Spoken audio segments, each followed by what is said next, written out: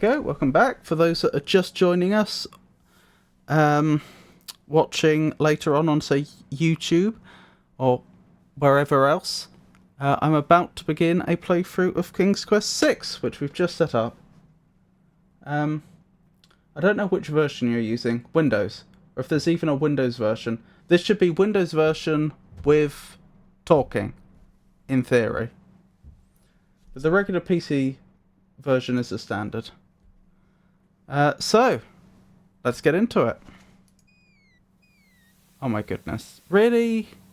Oh, I was supposed to click opening, was I? Let's make sure we have talking. The ocean appears Yes. calm, but there's a dimpling pattern to the surface which indicates an undertow. An undertow? Well, I'll worry about whatever that means. After... Alexander is carrying nothing. How do I get to the opening? If I click... Taking off your adventurer's cap so soon? Hold on. I don't trust this. I'm going back to ScumVM. Then I'm going to start the main menu again. I'll mute the game so you don't get deafened. I'll get deafened, but you won't. Oh, I can skip it anyway.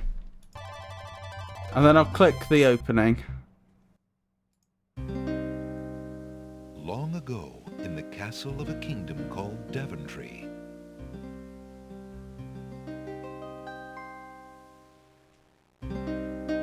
Alexander, here you are. Oh, you're still not thinking about Cosima, are you? Oh my goodness. I suppose I am. Son, it's been months. You've got to pull yourself together. After all, you only met her that once. I know. Have you discovered anything about the land of the Green Isles? No. No one's even heard of it. It's like she's just vanished. I wish I could help. Please try to think about something else, dear. I'll try, Mother.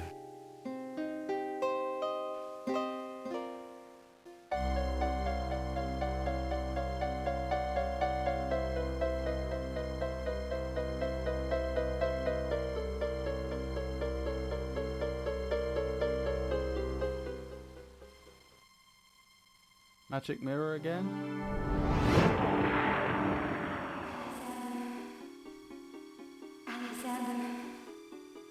Alexander, I feel so alone. I don't know what to do. Alexander, I wish you were here. Alexander.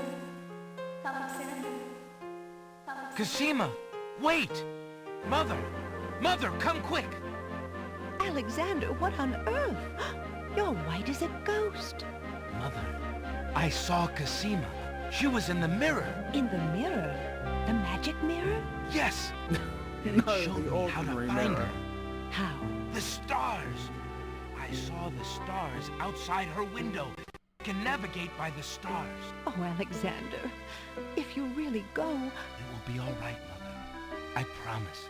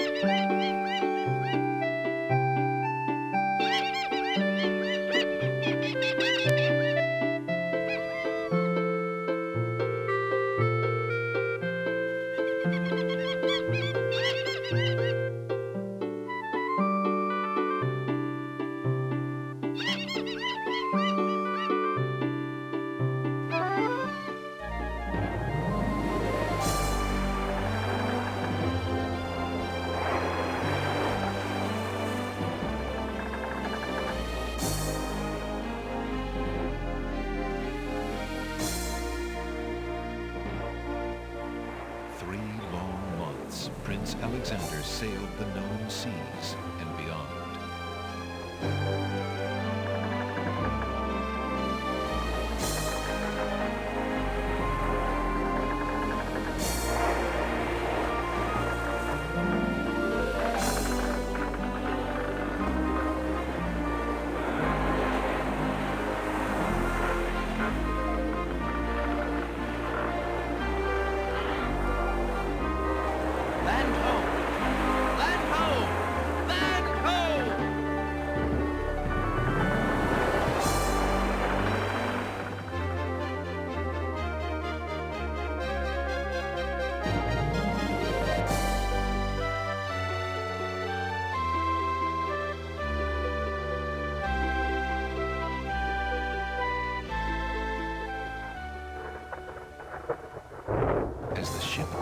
shore, day turns to night, and the sea turns violent.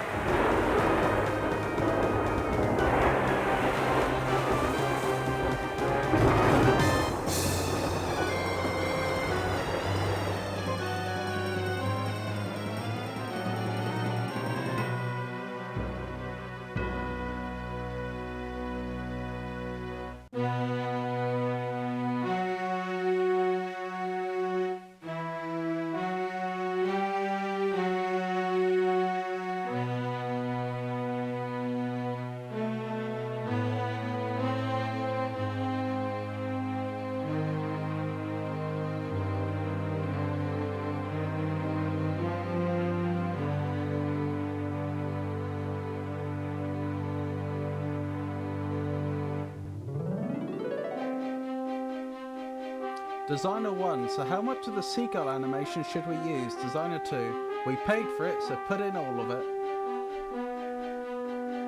Wow, this is cutting edge. I don't like how the game is ignoring the volume that I set though.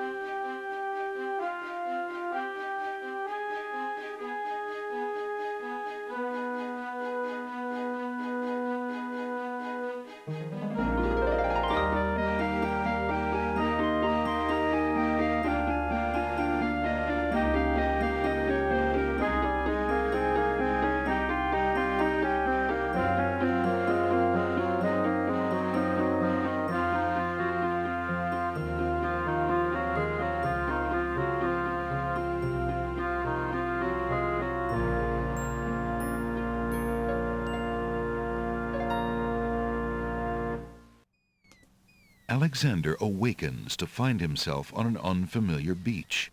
For a moment, he is too dazed to remember how he got here. Then, he does remember. The shipwreck, the sea. Just as he had seen his men safely into the lifeboats, a gigantic wave picked him up and tossed him overboard into the churning sea. That was the last he'd seen of his crew.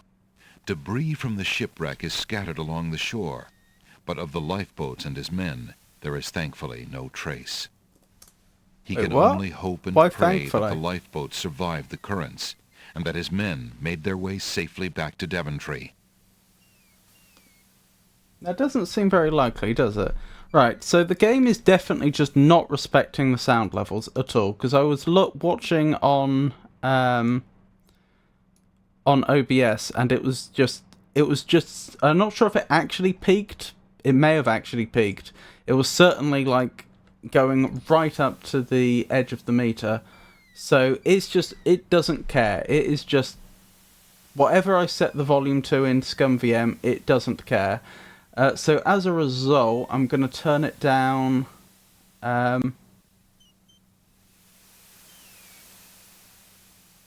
Here instead. Nope, that's the wrong one.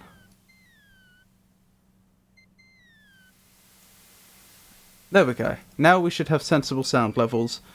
The only downside is I'm going to have to remember to reset that after we finish playing King's Quest, so all our games are going to be quiet.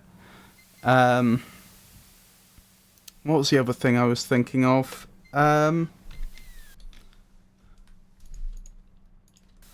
Okay, Alexander is carrying nothing.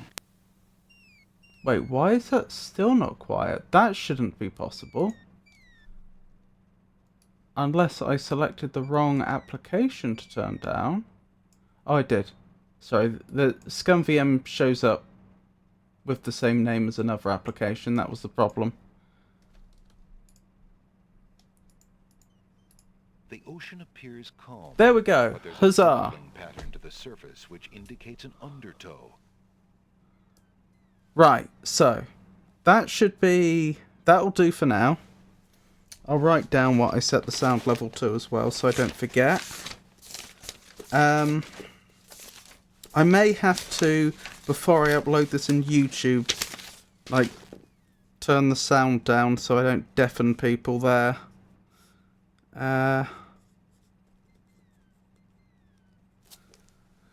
That should be the end of the volume problems for us, at least, as long as I remember to keep adjusting the volume. before starting this game and after finishing it. Right, manual. We want to open up the King's Quest 6 manual. Do I have it? Yes, I do. Which is good. Setting aside the opening video, the character animation is pretty good. I wonder if the designers used some rotoscoping. I don't know. That's an interesting thought. What else was I thinking? Yeah, the whole navigating by stars idea. The problem there is I'm pretty sure that would only give you latitude and not longitude. So unless he saw a clock in the room that she was in and knew the exact time of day, I don't think he's getting longitude. I mean, he saw that it was night, but that doesn't narrow it down very much if you don't know what time of night. Also, not easy to do, to navigate by stars like that. Theoretically possible, as I say, to at least get latitude that way, but from just a glance like that? Guidebook to the Land of the Green Isles. Herein lies the account of my travels in that mysterious kingdom known as the Land of the Green Isles. Lest this record be put down to the fevered imaginations of a madman or the fiction of a notorious liar, let me assure you, dear reader, that the Land of the Green Isles does indeed exist. Ah, well, that set all my fears aside. I shan't question any longer.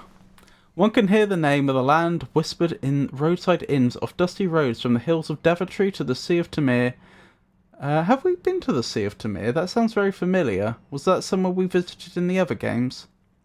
Especially on nights when the wind howls and the rain plays havoc on the window panes, the storytellers inevitably take on that same tone of voice they use when speaking of the Fairy Kingdom. I cannot vouch for the Fairy Kingdom, since I have not yet to get a leprechaun in a position of compromise, yet the Land of the Green Isles. Ah, that is a place where the feet of man can find solid ground and his eyes feast on such wonders. My tale begins with a broken compass. I had taken passage on a ship bound east from Ludor. Our destination was Serenia, yet in the second week out we encountered a terrible electrical storm. Waves crashed upon the deck of our little ship, the Roundabout, and lightning struck the sea all around her. At one point it even struck our secondary mast, and we were saved from a fiery... Hang on, I'm going to put the music back on, because I noticed the game's being pretty silent.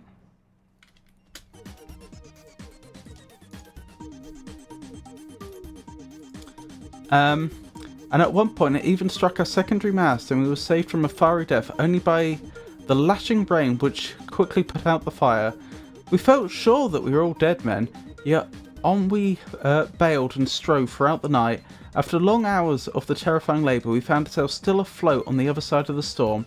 At first light, the damage seemed minimal despite the lightning that had struck the ship, but by sunset the captain was forced to announce that the instruments of navigation had been magnetised by the storm.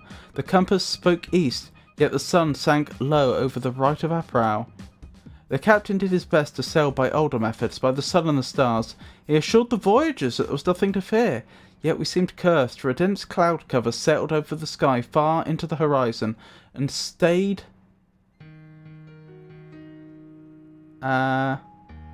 stayed. The Roundabout sailed like a blind man groping in a vast unfamiliar room. After a week, the captain had to admit that we had missed our destination. There was no land to be seen anywhere. It was as if the storm had been another flood that had wiped civilization from the face of the earth. With naught else to do, we sailed on, by now so lost that turning around seemed futile.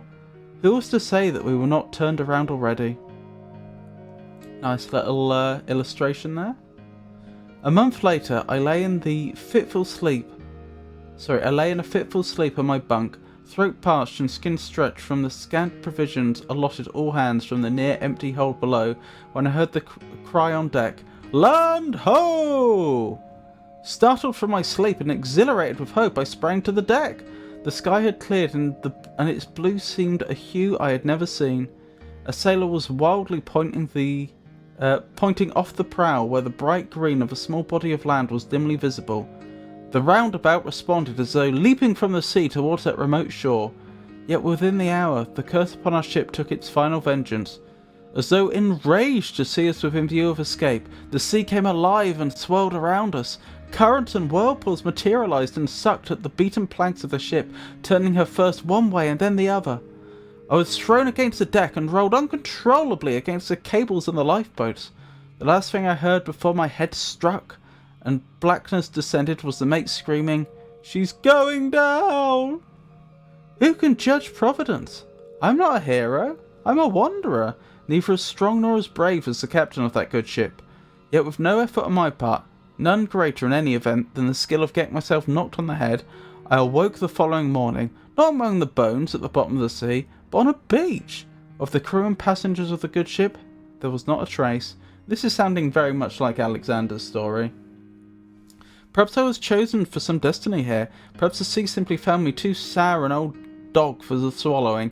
In any case, that is the tale of how I found the land of the Green Isles, or should I say, how it found me.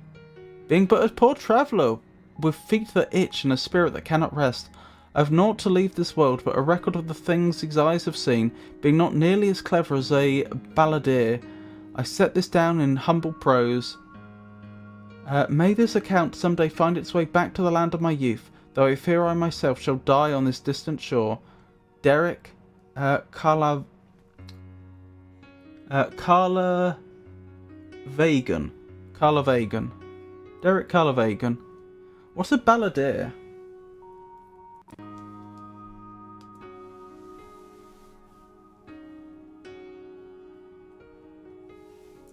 Is that someone that sings ballads?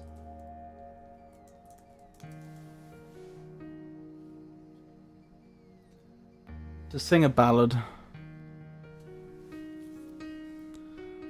Part 1. The Land of the Green Isles. The Land of the Green Isles is an ancient kingdom ruled by a royal family designated simply as the Crown. That sounds very familiar. Its location so far from the rest of the known world, combined with the dangers of the surrounding sea, have effectively isolated it from the influence of other lands. This small kingdom might as well exist on a distant star on the other side of an inhospitable sea. As on the other side of an inhospitable sea. Because of this isolation, the citizens of the kingdom have a unique flavour and a quaint naivete. If one asks about the history of the land, they are eager to speak, yet of true answers, little can be found. They can recite the names of the holders of the crown spanning back hundreds of years, can speak of each dwelling's origin, or practically every citizen's lineage. Yet when I ask how the kingdom began, bewilderment is the response. The kingdom has always been, they say. There has always been a royal family. It is as if this place has existed unaltered since the dawn of time. But there is some basis for a different picture, that these islands have actually held a succession of kingdoms, each bleeding into the next, new civilizations building on ruins scarcely cold. I base this opinion on the traces and legends of an ancient civilization to be found on one of the islands, but more of that later. The kingdom as it stands today has remained relatively unchanged for hundreds of years. 4 islands make up the bulk of the land.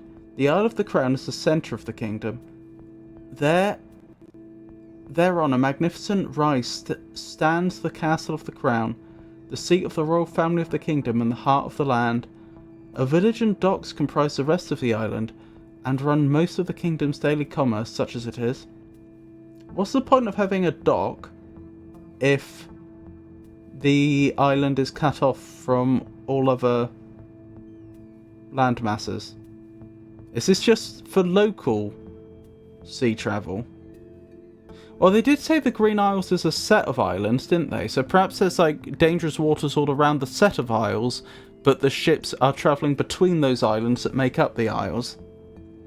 Across a short distance of sea is the Isle of Wonder, an aptly named place of sheer delight ruled by a pair of rival queens who are, despite their own internal strife, unalterably loyal to the crown. Okay, I should be writing some of this down, shouldn't I?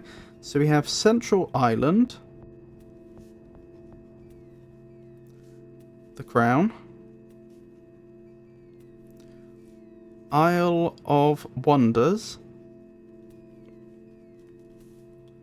Oh, Isle of Wonder. Okay, not Wonders. Isle of Wonder.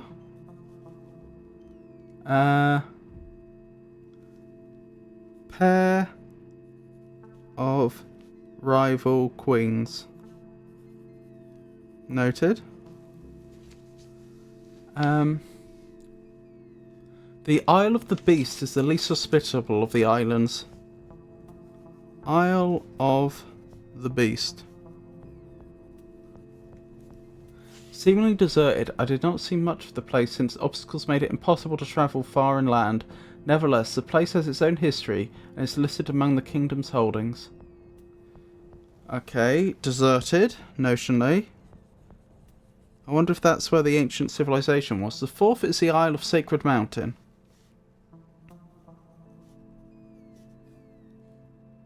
The Sacred Mountain. Is that where their religious seat of power is? So called for the soaring peak that rises from the base of the island into the clouds, around which that community, both literally and philosophically, is built. The Isle of the Sacred Mountain has its own rulers who are also subservient to the crown. Okay. A more dissimilar set of cultures can scarce be imagined than those on the four islands, yet they seem to exist in harmony and function as a whole. The uniting factor is the crown, which maintains loyalty both by means of its undisputed heritage as the seat of all government and by the grace of its goodly royal family. Peace has reigned for centuries in this idyllic kingdom, and seems likely to continue. That is, as long as the land remains hidden from the evil that we know exists in the world. Though I am a stranger here, I hope not to influence this place overly much. Who would wish to change such a paradise? What do you mean? They've said before that the citizenry are naive, and now they've said about how the place is hidden from the evil of the world. But how do you then end up with rival queens? Like, that doesn't seem to be in,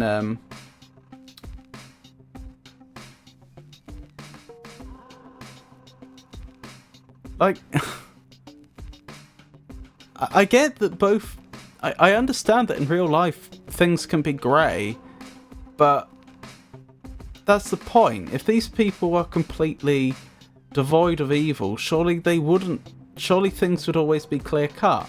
How could they have moral ambiguity in a place where there isn't even a trace of evil, if you see what I mean? And how could you end up in a position where you have two people that are vying for a seat of power? I'm not sure if I'm being stupid or not. Like, I feel like I feel like that makes sense. But maybe I'm being naive? I don't know, like... It seems like a contradiction. Like, if there was truly no evil whatsoever and everyone was completely selfless, then wouldn't one or the other queen just step down and let the other take over? It seems like they both want power, by the sounds of things. In which case, is that not... could that not be seen as a sign of evil? Not that I'm suggesting that everybody who wants any form of power ever is evil, but that it seems to be willing... What does it mean by rival, I suppose? I was going to say to, like, put people's lives on the line in order to secure power, seems to either imply a degree of evilness or fighting evil, or a mixture of both, or just moral ambiguity. It's hard to see how that's compatible with a place that is truly devoid of evil. But then it didn't say that they were putting people's lives on the line. Maybe it's a softer rivalry than that. I popped out for a bit and you're still on the beach? Alexander's just chilling in the sands reading a novel. Indeed, we're reading about the different isles of the Green Isles. The Isle of the Crown. Sorry, Part 2, the Isle of the Crown. Well, the thing I was specifically talking about then, Pikachu, is we've had references to the isle being cut off from the rest of the world, to the people that live there being naive, to the whole area being hidden from the evil that we know exists in the world, which seems to imply, at least to me, a land of entirely selfless, benevolent people. But then we had a previous reference to rival queens, which seems contradictory. A pair of rival queens who are, despite their internal strife, unalterably loyal to the crown. So there's internal strife. The Isle of the Crown. Of the 4 islands, the Isle of the Crown is the one which will seem the most conventional to travellers from distant lands. It is largely inhabited by members of the human race, men and women of pleasant disposition and generous hospitality. As stated earlier, the Isle of the Crown is comprised of the Castle of the Crown, a quaint village, and the docks from which travel among the islands is commenced. The village. The village on the Isle of the Crown is a small one. Its stucco walls, that's, stucco, isn't that like dried mud? Stucco wall, possibly with other things added, to make it stronger, like hay, I'm not sure, or straw more likely. Its stucco walls gleam in hot sun, its dirt paths are clean and well maintained, its vegetation is lush. The shop merchants are friendly and seem to delight in unusual trades. Though little of mine survived the shipwreck, the few trinkets that I had on my person, or managed to salvage from the shore, were deemed unusual enough in that distant realm to obtain a few necessities. I also found the villagers eager to share what they had in return for honest work, so I have survived quite comfortably here. Why don't you read about them whenever you arrive? Might make more sense there. Well, because this is back in the day when you were expected to read the manual before you played the game.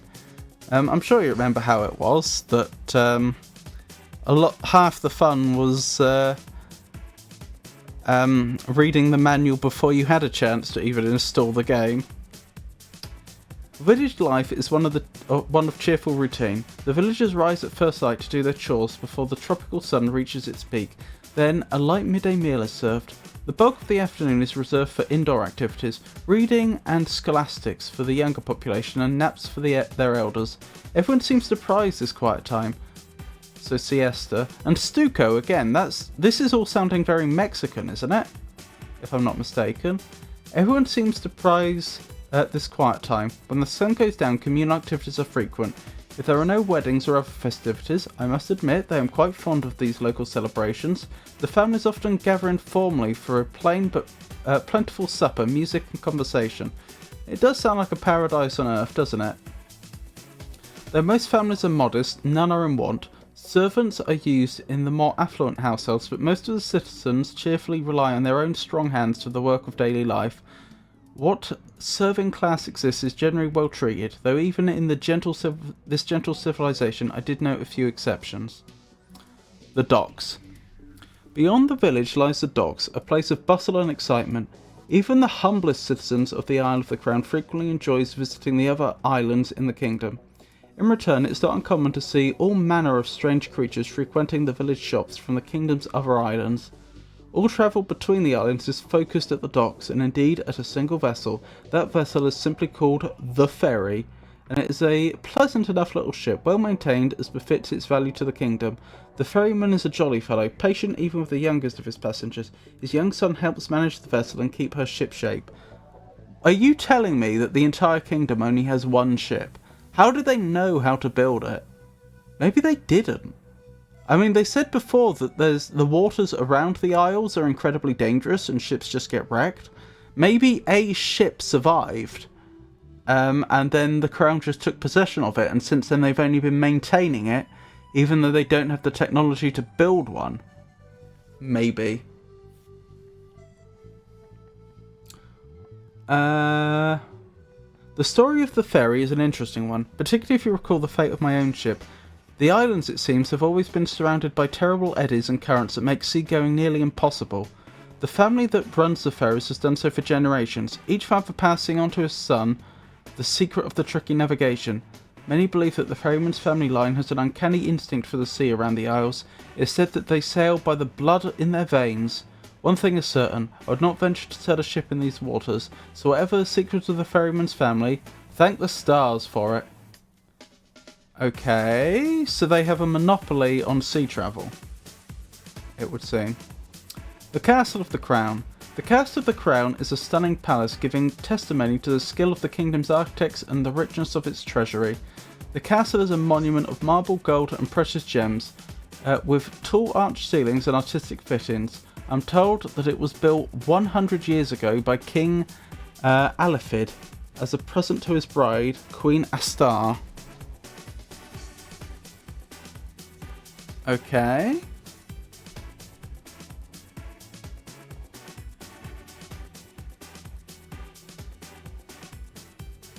King Alifid for Queen Astar. That does sound like rubbish, doesn't it? You don't build a castle to impress one person. You build a castle either to defend yourself or to impress upon a population how powerful you are and that you shouldn't cause trouble, or both. What is happening to the music? Are you enjoying it, Pikachu? Those are some amazing emotes.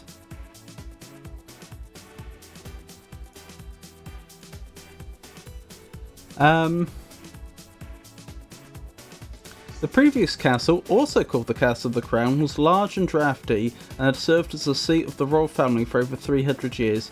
It's said that King Alifid was cautious over his new bride's fragile health and built the new palace with thick walls for protection from the high winds and cool hallways for respite from the blazing tropical sun. So it had nothing to do with repelling attacks that he built such thick walls. You don't even need thick walls to protect you from high winds. Not unless you are worried about the wall literally falling over because it's so thin. Like, you could protect yourself from high winds using just like canvas that has been stretched taut. Anything that it isn't going to just break under the wind would offer protection. The castle is made even more exotic by the race of guard dogs that serve and protect the palace. These wondrous creatures seem to combine the best qualities of canine and human. Okay. That's a little worrying. Speaking in gruff voices and armed with swords or pikes, the guard dogs are strong and intelligent and have loyally served the crown through the centuries. What do you mean by intelligent? Do you mean intelligent by human standards or intelligent by dog standards? Because there's quite a big difference. Those emotes, Pikachu. Despite my status as a stranger, I was granted a visit with the reigning king and queen. Their openness and accessibility added to the lack of added to the lack of drawbridges, moats or battlements of any kind, made clear to me the innocence of this kingdom that had never known war or treachery. Had I been a viper in disguise, I would have been granted an intimate audience just as readily. As a citizen of the larger, more dangerous world, it made me feel a little nervous and honour-bound not to betray such trust in me. I met the king and queen in the castle throne room. The throne room is a vast hall, more ornate than anything these poor eyes have ever seen. Standing before the two thrones in that cavern of gold, I felt as though I stood before fabled Olympus itself. Of Greek mythology, interesting. Yet raising my eyes up slowly to those noble faces, I saw nothing of judgment in their eyes, nothing of disdain. Indeed, their faces were full of guileless welcome and kindness. As for the rulers of this kingdom themselves, King Calafim, though not a large man, has an air of strength and self-assurance about him. He has the face of a scholar and the eyes of a gentle benefactor. Of Queen Ilaria, his beautiful wife, my first impressions was of hair the colour of night and skin as pale as dawn. Yes, okay, yeah. Those are the sort of qualities you are looking for in the Queen, I see.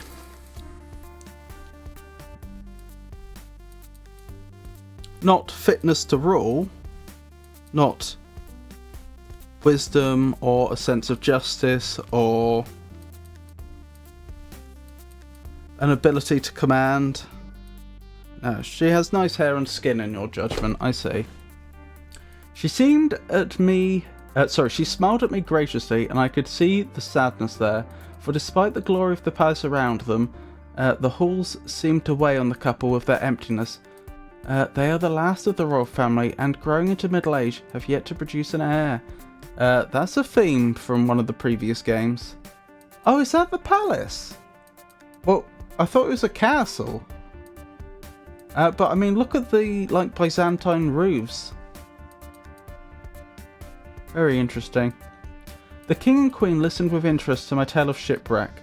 King Caliphim asked astute questions of my homeland and the lands of my travel. He seemed to know something of other lands, perhaps from the same source that had brought the name of the land of the Green Isles to Daventry. He was most curious, and, as the thinker, seemed intrigued by any new idea I might offer. Unfortunately for him, my ideas on such things as kingdoms and civilizations were rather simple ones. I sensed that, despite his interest, he would be content to have those other kingdoms remain remote from his own. Neither hungry for conquest or anxious for change, his kingdom would remain isolated. Indeed, except for the lack of an heir, it seemed the good king and queen did provide the kingdom with all it could ever desire. Having met the royal couple and recovered sufficiently from my ordeal at sea, I began to feel quite curious about the other islands in the kingdom, and so I put my itching feet in the care of the jolly ferryman. The Isle of Wonder. Part 3, The Isle of Wonder. So this is where the rival queens are rivaling. Imagine a place where the very path beneath your feet might complain of your weight, and the trees purposely drop twigs on your head for the sheer merriment of it all, and you'll have an idea of what it's like to be in the Isle of Wonder. The Isle of Wonder is a comma-shaped body of land that might as well resemble a question mark, for confusion and astonishment are sure to be the lot of the unsuspecting visitor. The island is teeming with life. Vegetation is as abundant as are the island's inhabitants. In fact, the two are frequently one and the same. Blimey. So we've got sentient vegetation then. One can scarcely pick up a grain of sand on that shore without it demanding to be put right back. And this instant, if you please. The history of this unusual island is an issue of fervent speculation. Many believe that it was an uninteresting deserted island until a wizard enchanted the whole place, bringing everything in it to life, and presented it to his daughter as a birthday present. Others say that the island was once the prison of a beautiful princess, held captive there by a powerful and jealous queen. The maiden was so fair that the very trees and stones themselves could not bear to hear her crying, and came to life to provide her companionship. Now that sounds like the plot of a Disney movie. Still another group ardently claims that the creator of the universe simply got tired of the serious business of life-giving and decided to indulge his or her sense of humour. Whatever the origin, a more delightful spot could scarcely be imagined, but be warned. Those travellers who like to know exactly what to expect from life will be well advised to go elsewhere. While most of the island's inhabitants are friendly, some of the thornier natives are capable of being downright rude, and all are quirksome. Visitors are frequent on the Isle of Wonder, for it offers a refreshing respite from the ho-hum of everyday life. Either the king and queen enjoy a picnic on exclamation point, or a stroll in the gardens, and they are on occasion to be found there relaxing and passing the time of day with the island's natives. The rulers of the Isle of Wonder are a pair of queens, rivals in every way, and most frequently to be found arguing over everything from the colour of the sky to the consistency of potato hash. Okay, that answers a previous question I had. They're not putting people's lives on the line. They just argue. When it says rival queens, do you think they just both ended up inheriting the throne somehow? And so they have joint sovereignty, and they're just not having a good time with it? Not able to compromise often enough to actually get things done? Despite their eccentricities, the Isle of Wonder seems to run smoothly and be a flourishing part of the kingdom, providing many valuable exports and lending the kingdom a light-heartedness to counter their more serious countrymen on the Isle of the Sacred Mountain. Part 4, the Isle of the Sacred Mountain. So we skip the Isle of the Beast. I wonder if we're going to the Isle of the Beast next. The Isle of the Sacred Mountain, on first impression, appears to be nothing but a great wall of cliffs rising to the sky, with no apparent means of scaling it. The visitor is soon met, however, by a pair of greeters of the Winged Ones race. The Winged Ones are the inhabitants of the Isle of the Sacred Mountain. Towering to a height of 6 to 7 feet, the Winged Ones are by far the most impressive creatures I have ever seen. Each one of them, male and female alike, is surpassingly beautiful. Their bodies are muscled and athletic and gleaming with health.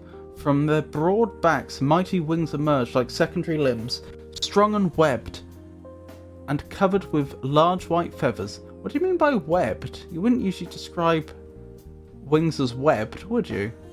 And when they spread those massive wings, oh, as if the sun itself is eclipsed.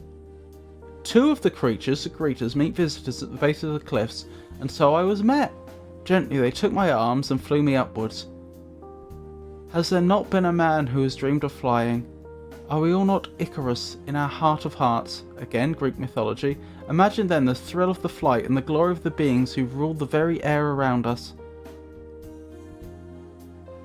That looks like one of those winged ones carrying two people at once, which is very impressive when you consider how much weight that must be.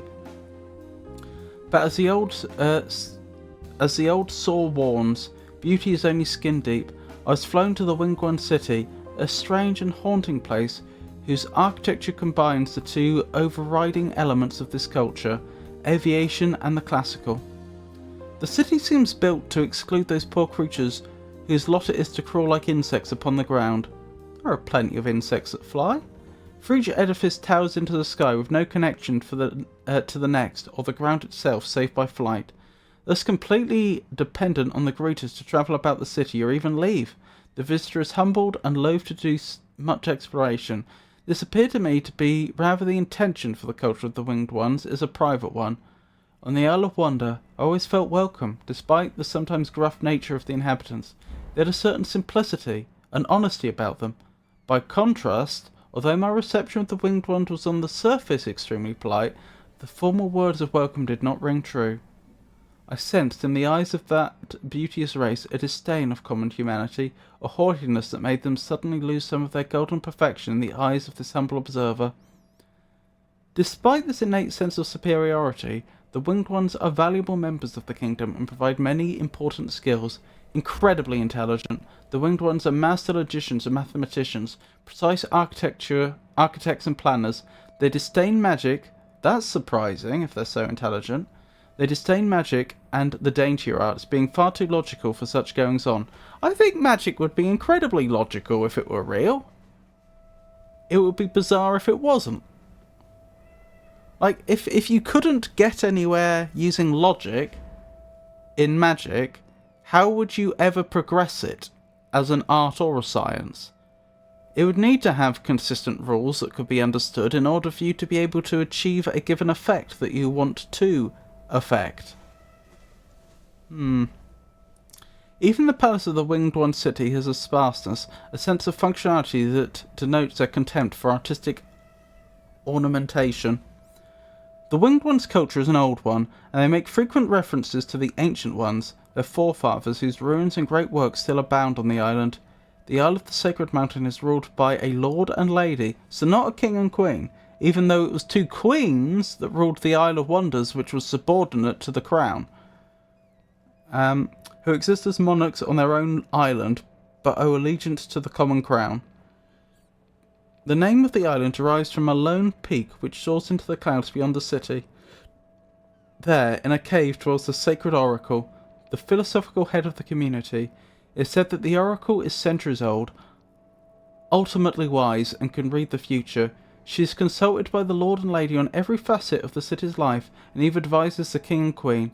I, of course, did not meet the oracle, and even most Winged Ones citizens regard her as an almost mythical being. The greatest honour any Winged One citizen might hope for in his or her long life is to be granted a meeting with the oracle, for a cave is a place reserved for only the most worthy souls.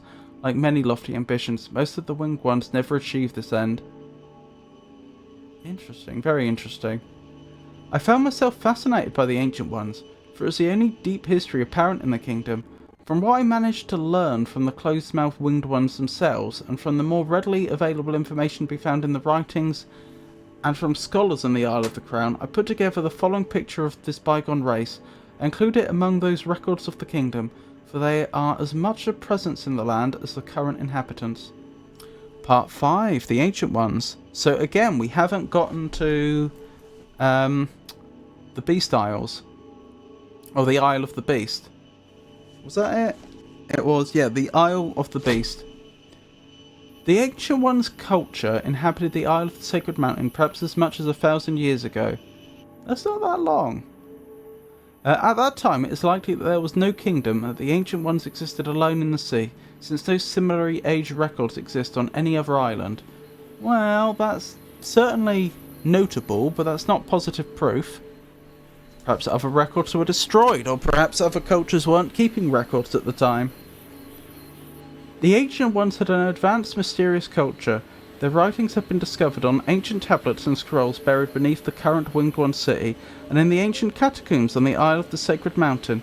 It is commonly believed that they possessed knowledge and mechanical acuity for surpassing anything that exists. Far surpassing anything that exists today. So why the technological devolution then? This belief is based on a few remaining artifacts, such as their mysterious labyrinthine catacombs. Well, that doesn't prove much. And the writings on the island's cliffs. Okay, that is enigmatic.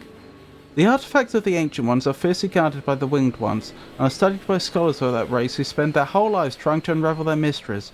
What is known about them derives from these delicate and treasured written records. So how did that happen? How, if we are to believe that these are in fact one and the same people, how did they end up going from a state where they were building these things and understood them intimately to they have a few surviving examples and they are frantically studying them to try and figure out how they work?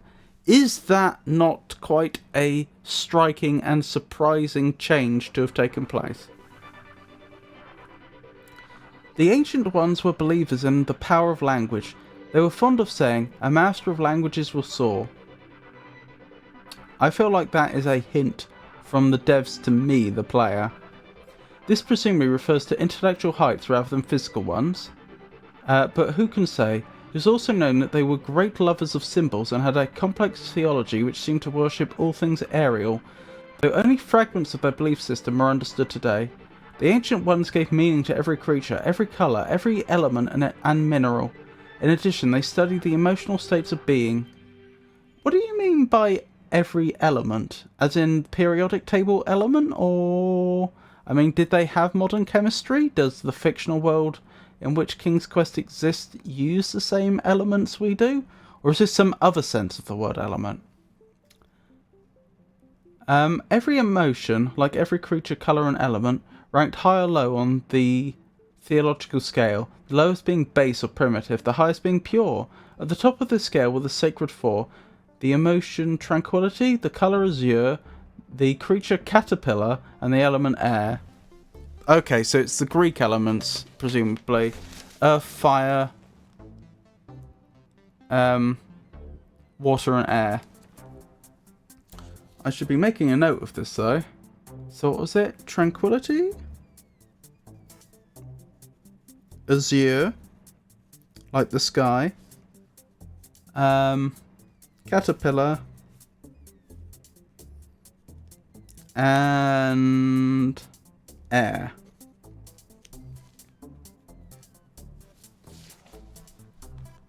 Similarly, tranquility is reminiscent of the heavens above. The caterpillar is the one surprise. In their reasoning, however, it makes perfect sense. After all, there are birds aplenty in the skies, but what glory is it to fly when one is born with wings? Is it not more glorious still to be born to crawl upon the ground and build one's own wings?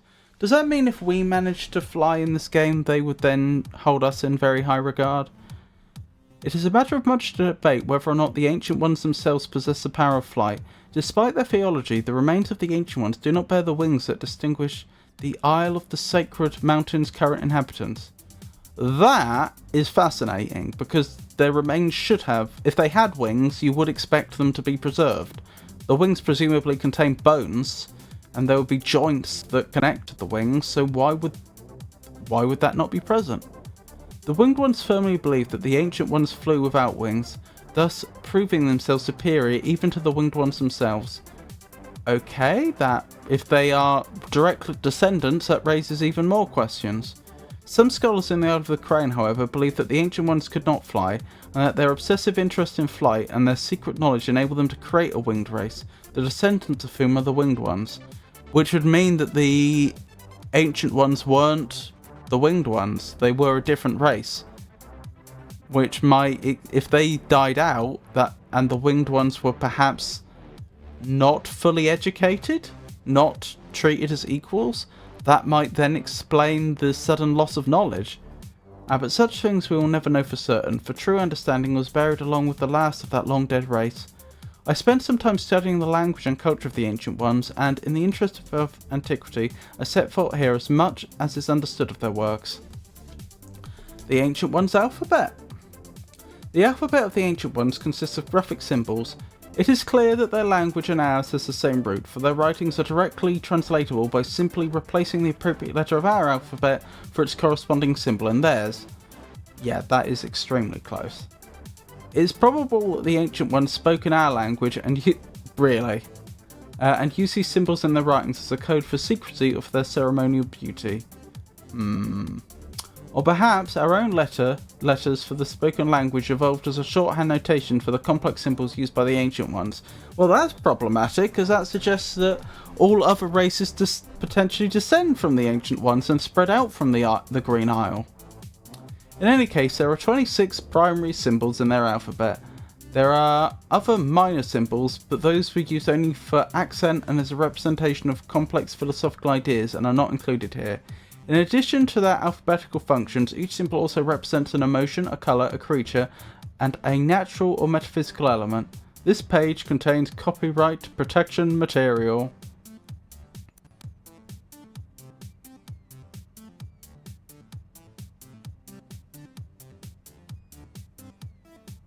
Does this mean I don't have it?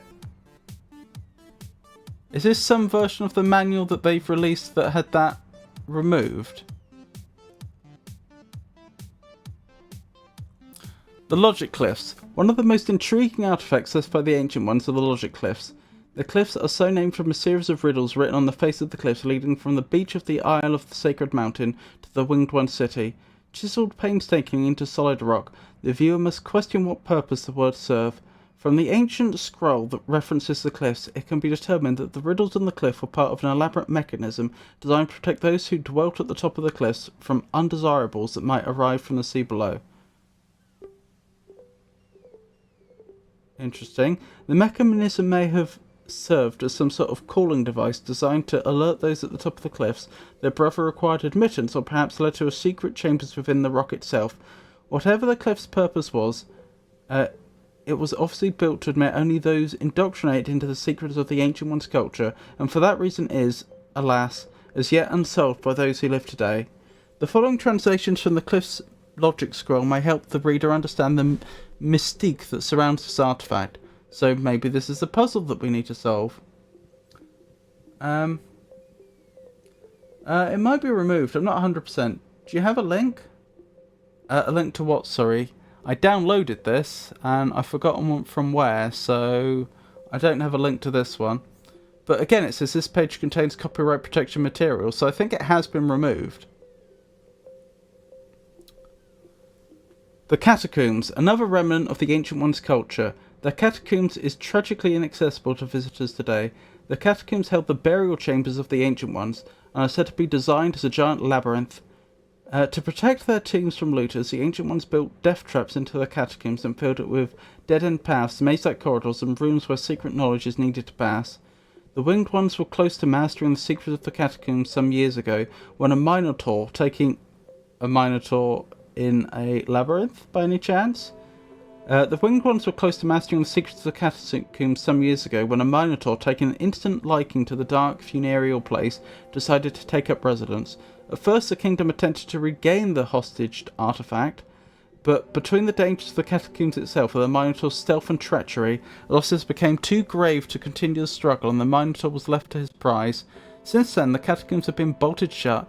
It is one of the great sorrows of the kingdom that each year the Minotaur demands and must be given the living sacrifice of his choice, lest he emerge from the catacombs and attack the city. That is very suboptimal. What's he eating over the course of the year? Where's his food coming from?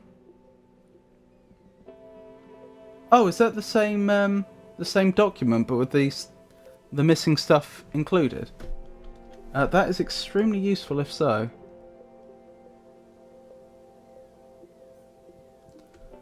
Okay, it doesn't want to load for some reason. I'll take a look at that in a second. It's taking a very long time to load. The catacombs are illustrative of the Ancient One's obsessive interest in death. Indeed, it seems to be in the air in this part of the world, for the modern-day Green Islanders also have elaborate death traditions. As I will describe later, the catacombs were obviously a place of high reverence for the Ancient Ones, as the message on an ancient tablet had once adorned the doors to the catacombs shows. And again, more stuff that appears to have been removed. The Isle of the Beast, Part 6! This should be interesting. The Isle of the Beast long ago was called the Isle of the Forest. It was a place of woodlands, sparkling ponds, and prolific wildlife. It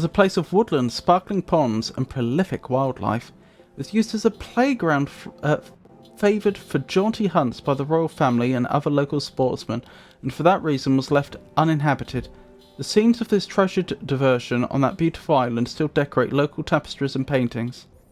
One night, so the story goes, residents of the other islands could see magical lights around the Isle of the Forest. The next day the king, then King Alaphim, who built the castle, led his guards over to the island to investigate and, of course, to hunt if all proved well.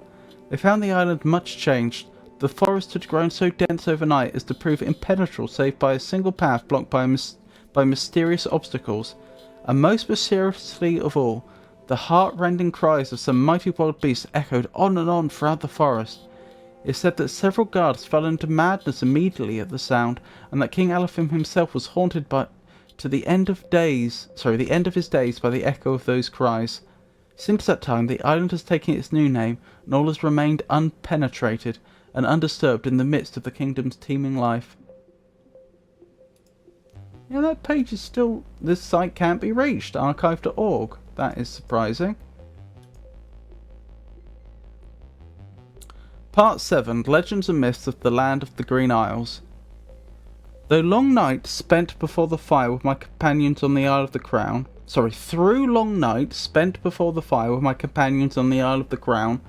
I learned that the Green Islanders are famous story weavers. To me, nothing speaks more of a people than the tales they tell, for they are woven with the fears, the hopes, and the dreams of the culture. For your enlightenment and entertainment, I set forth some of the more interesting of these legends and myths here. Hidden islands and other worlds. Every land has its tales of hidden places, lost caverns, underground treasure rooms, and secret kingdoms accessible only through some ancient oak tree. The land of the Green Isles is no exception. Here, as might be imagined, the hidden places takes the form of islands hidden in the mists, and of what might lie beyond in the sea. One popular tale seems to reflect the universal myths of harvest and planting. It is said that nearby exists a hidden island of priestly inhabitants who worship Mother Earth. These priests keep the weather and the tides in balance to ensure safety from hurricanes and other forces of the sea, and to plead continuance for the kingdom's bounty. Would they also be responsible for making the seas around the islands dangerous so that other ships from the outside can't get in? It is said that these priests demand privacy above all, and that they remain loyal to the crown in exchange for secrecy. What a wonderfully conspiratorial tale. The Green Islanders are also fond of saying that the impassable currents in the seas around the kingdom are there as a warning, to keep all ships from sailing further east, for it is believed that within a day's sail in that direction, a ship strong enough and foolhardy enough to survive the tempest seas would encounter the edge of the world. What lies beyond the edge of the world? I asked. What lies beyond the edge of the world? I asked. Why, the next world, they replied, and with fearful glances at one another quickly changed the subject. death traditions. Death fascinates men the world round, and there are as many philosophies about what comes after this life as there are, it seems, lives which end. I found the Green Islands to all share a common belief, so strongly held as to seem to defy questioning. The family of the deceased hold funeral ceremonies a few days after death to bid the soul of their loved one safe passage to the realm of the dead. The deceased is buried with the things he or she will need for the journey. The realm of the dead is a place not of this world. There Death himself rules. Some call him the Lord of the Dead. Others call him Samhain. Interesting. Writing that down. Samhain. Lord of the Dead. So, is this the next world that you reach if you go over the edge of the world? The realm of the dead? Or are those different places? Those souls who have died at peace with their lives are allowed to enter the underworld and are placed in the Sea of Souls. In that safe repository they are greeted by ultimate knowledge and are prepared for the next stage. Sorry, at peace with their lives. Okay. So it's whether they personally feel at peace that matters. Hypothetically, they could have done terrible things, but as long as they themselves are at peace, then they're allowed to enter the Sea of Souls. And conversely, they could have been an absolute saint, but if they were tormented due to their own personal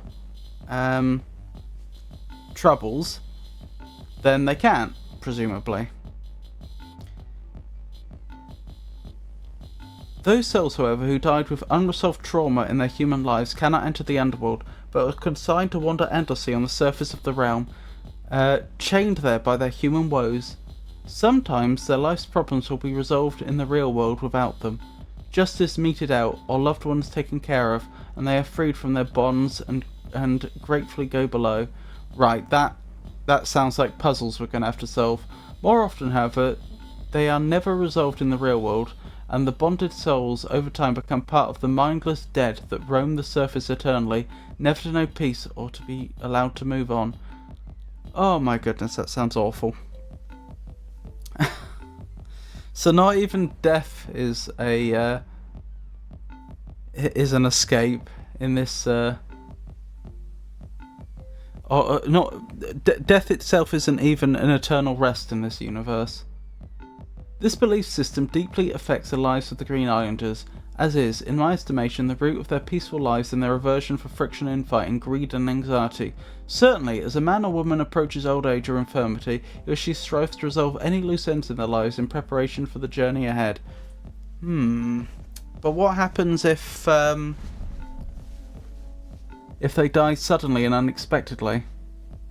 I'm still having no luck loading archive.org. I don't know why, but the connection keeps timing out. Genies. In Daventry, the poor man's idea of a great tale involves a tradesman or poor farmer falling in love with a fairy and thus gaining a fortune overnight. How many wild-eyed dreamers have spent their days searching out such instant prosperity instead of buckling down and taking the long road to that end? It is a tale this wanderer has heard all too often. I would say the attitude expressed here is also very culturally specific. This was obviously written in the 1990s by American writers, and I'm not saying they're right, I'm not saying they're wrong, but the attitudes here are themselves that they're criticizing a fictional foreign culture, but the ideas they put forward are also very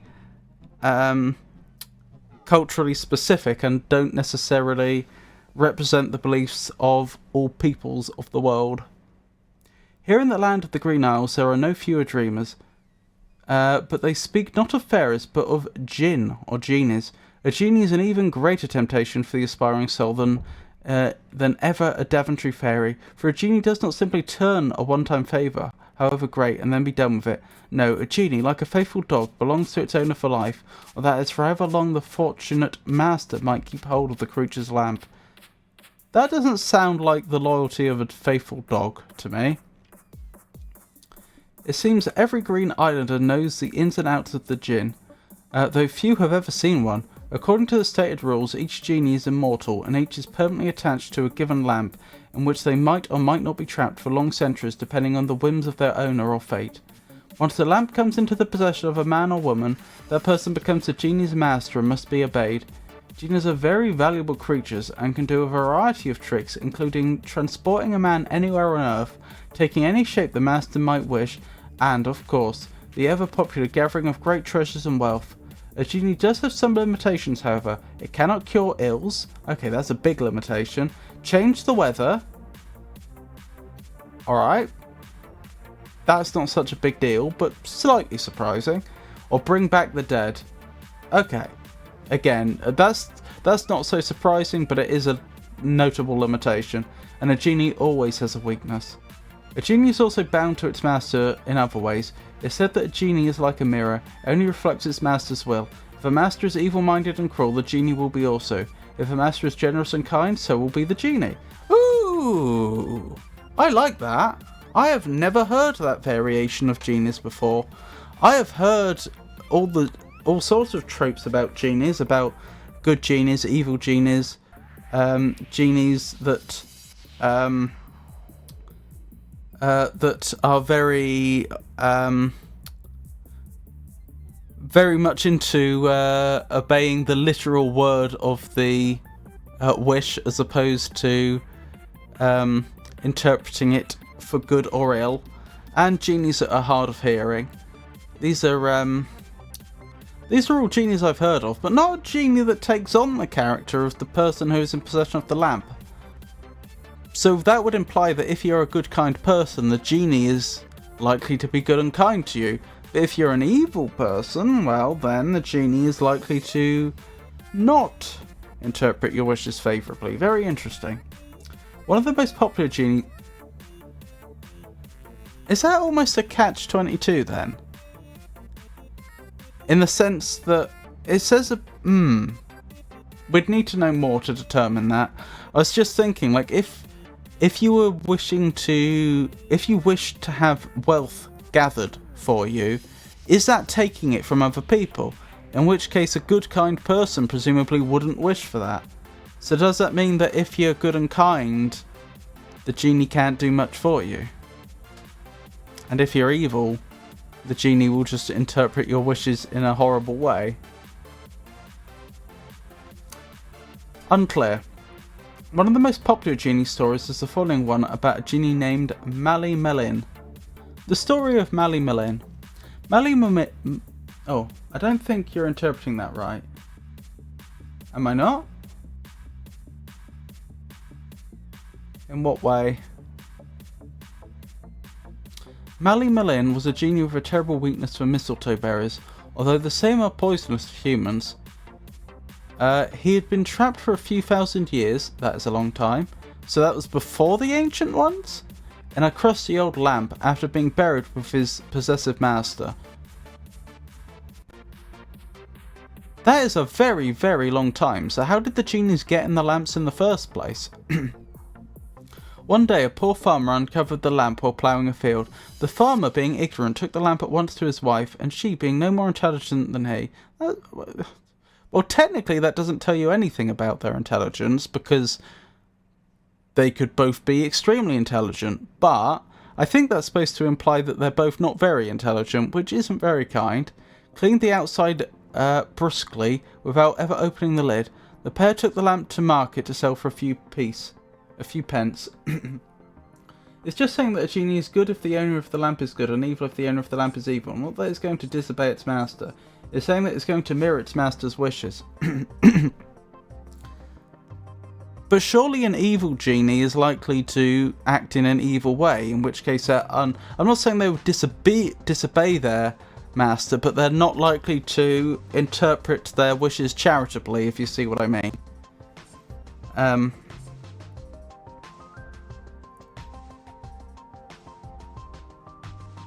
They're likely to monkey's paw them. Evil towards everyone else, I assume. I see. The lamp was purchased by an antiquities dealer who, being equally lazy, never bothered to open the thing. This tale continues on in this manner, passing through a dozen or so hands, much to the increased hilarity of the local listeners, who seem to find this the largest joke that they ever heard, but to move on. But yeah. Finally, the lamp was purchased by a poor maiden named Daltina, who desired only a little warmth and light for her ailing mother. But the genie can't cure the mother's ills. Daltina took the lamp home and opened it at once in order to fill it with oil and wick, but instead of dust, a cloud of smoke issued forth from the opened lamp, and Mally Malin appeared. The girl was overcome with fear, but Mally Malin finally persuaded the poor thing that she was in no danger and indeed could now have anything she wished for. Except a cure for her mother. What counts as possessing the lamp? Like, she's presumably not holding the lamp while she's scared and presumably trying to hide from the genie. So what would it take for possession to change? Would someone else just have to touch the lamp? In the next few months, Daltina and her mother went from being poor, sickly outcast to being well-to-do. Their poor house became a fine mansion and their garden blossomed. The girl, with the flush of prosperity in her cheeks, grew more beautiful by the day. Interesting. Mally Malin, of course, was furnished with all of the mistletoe berries he could eat, but on one thing, Daltina followed the advice of her mother: never tell anyone of the lamp she wore, for we are but 2 lone women in the world, and would be no match for those who would wish to steal our treasure. Several years passed this way. Daltina was content. Every night, Mally Malin would ask her, "What more do you wish?" And Daltina would reply, "Nothing. I have all that I want." Then one day, a procession rode through the village. Riding at the head was a prince, the most handsome man the girl had ever seen. That night, Mally Malin asked, "What more do you wish?" The girl was silent for a moment, thinking, "Who am I to wish such a thing?" And he should marry a princess. But her heart, never before touched, clamoured too loudly for her to hear her own wisdom, and so she whispered, "I wish for the prince." The next day, the prince rode back to the village with haunted eyes. He had seen the girl in a dream and was sick with love. Within weeks, the two were married. But the prince was not as good as he appeared. He wanted things, more wealth, more land, more of everything. When he mooned about these things, the girl felt pity in her love, and would in secret go to a lamp and call forth Mally Malin to achieve her love's desires. I've never read any of this outside of the copyright sections. It is very interesting, isn't it? At first, the prince was amazed at his wife's powers and intuition. After a time, however, the prince grew suspicious of his wife's seemingly magical abilities. One night, he lamented long about a certain gold sword he must have that hung in a nearby castle. He pretended to go to sleep and heard Daltina slip out. In silence, he followed her down a corridor to her mother's room, and there spied upon her as she called Mally Malin from the lamp, and, offering it some pretty mistletoe, asked her boon. "Mally Malin," Daltina said, "there is a sword of gold 10 leagues from here. Have it delivered to my husband in the morning as a gift of tribute." To which Mally Malin replied, "Yes, master." That should be yes, mistress, shouldn't it? Can't talk. That should be yes, mistress, shouldn't it? The next morning, a courier arrived with the sword, just as Mally Malin had promised. How marvellous, the prince thought, to have a wife with such a powerful genie. Then he thought, how much more marvellous to possess the genie myself. And so that very night, the prince waited until Daltina slept, then snuck into his mother-in-law's chambers and removed the lamp from the trunk, as he had seen his wife do. Seized with excitement, he hastened to his armoury and pulled the lid from the lamp. Mally Malin appeared. "Yes, master," the genie twittered with a new malicious grin on its face. "You are my genie now," said the prince, "and shall do only as I wish." "Of course, master," said Mally Malin, "but how about some mistletoe?" The next day, the girl awoke to find the prince in possession of the lamp. Despite her pleadings that she be allowed to control the dangerous creature, the prince refused to give it back. And oh, what the prince did with that lamp! Whereas before the girl had indulged his desires conservatively, the prince with the lamp knew no bounds. He kept Mally Malin rushing to fulfill his wishes until the rooms of the castle were heaping with gold and jewels. His enemies lay slaughtered on the fields without provocation. Mally Malin's wicked face now became like a demon's in the land, a demon who stole and laid scourge to everything. Finally, the girl could stand no more. The flame of her love for the prince was doused by bitter tears. One night she drugged the prince's wine, and when he fell into a deep sleep, took the lamp from his grasp. She called forth the genie once more, and sadly had Mali-Malin carry the prince off to a distant land, and a deserted land where he could trouble no one ever again. With the prince gone and Mali-Malin back to his good-natured self, Daltina restored the broken land and reigned as a benign, if rather melancholy queen for many years thereafter, reaping always plentiful harvests of mistletoe. Part 8, Postscript. So concludes my records on the lands of the Green Isles. So let me try that again. So concludes my records on the land of the Green Isles. I've been well treated here, and have become rich in friends, in knowledge, and in countless other blessings. Though I have found my spirit forlorn at times with my inability to travel on, I must admit that my feet have itched less here than anywhere else in this wide world. Still, on occasion, I find my mind roving back to the green hills of Devonshire. Perhaps if my spirit, at least, is allowed to roam free, I've yet to see them soon. To those who may someday follow in my footsteps, I say this: be kind to this gentle land, be open-hearted to her whimsy, and protect her, if you can, from the harsh winds which might wish to blow in from the sea to steal her soul. She's unlike any place I've ever seen, and she has stolen my heart. Derek Calavagan. What a beautiful picture, and that's presumably supposed to be him. That, I would say, was phenomenal world building. I know that Everett was saying earlier about how this game surpasses all the other games in the series, but not just graphically, but in terms of puzzles and other aspects. But I have to say, I know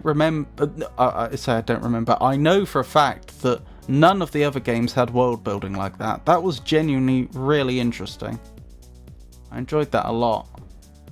I'm having no luck with this manual, that is with this other copy. I can't seem to get to archive.org. What I'm going to say is it's time for an ad break anyway, before I start the game properly. So I guess I will have a look for a copy of the manual with the copyright information I need while we're on ad break. I'll still be here to talk to for those that don't have ad breaks or who return from them early. But for everyone else, I'll see you in 3 minutes. Right, let's have a look, shall we?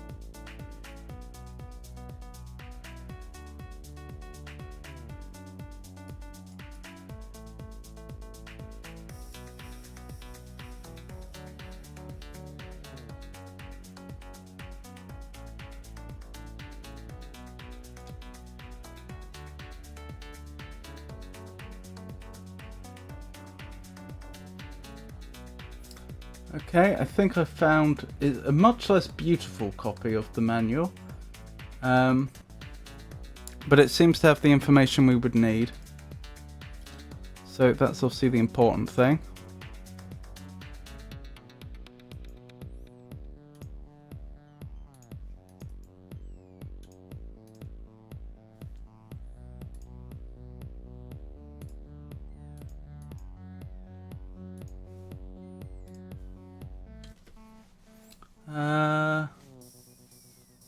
Sticking through these ad breaks supports the stream, thank you, stay tuned. Puccini's tragic opera, Madame Butterfly, found new life on the modern stage. Its story transported to a different war-torn setting. What is this hit musical? Find out when the ad break ends in 3 minutes. It is most valuable to have access to the game's manual as provided by Karajo Kanowski. Such resources offer wonderful insight as we unravel the narrative and explore the world of King's Quest VI. Miss Saigon reimagines Puccini's Madame Butterfly against the backdrop of the Vietnam War.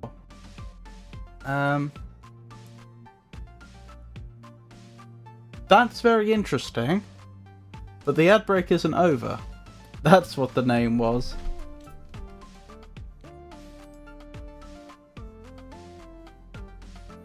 Right, only 10 more seconds on this ad break.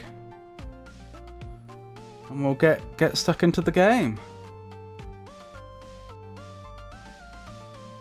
Welcome back from the ads, everyone. Alexander is carrying nothing. Maybe I do need it a little louder than that. I don't like how loud the game was earlier, but I'll turn it up a little bit. Alexander is standing on a beach littered with debris from his shipwreck. A path leads north into the lush green island. An occasional breeze rustles the nearby foliage. That's alright, isn't it? An alright volume. Should I restart the game just in case there's some sort of timer? Are you sure you want to clear your game and restart? Yes. No, don't play the whole opening again. Don't. Well, I guess it won't deafen anyone. Because I have it turned down. Right, let's pick up whatever that is.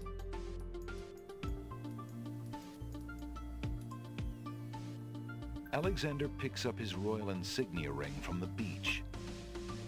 Alexander sees nothing of interest there. What good is the insignia ring gonna do? Because presumably if this island is so isolated, it's not like the people that live here are gonna be able to recognize the significance of the ring. That was Half Dome, I just noticed. What's Half Dome, sorry? Alexander's ring is made of the purest gold and has the insignia of the royal family of Daventry on its face. Why does that keep moving? Is that the wind? The island is covered with lush green plants. The mountain face.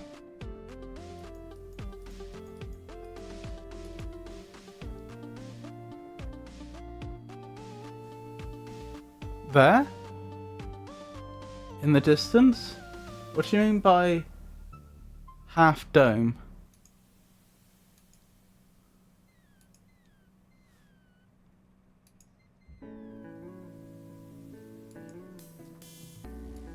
In the opening cinematic. Oh, what is Half Dome? I still don't understand what Half Dome is.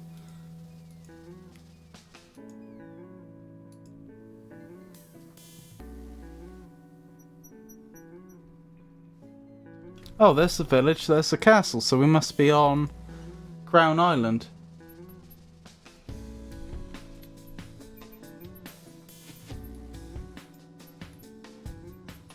What even is that, Pikachu? I can't make out what you've posted in chat.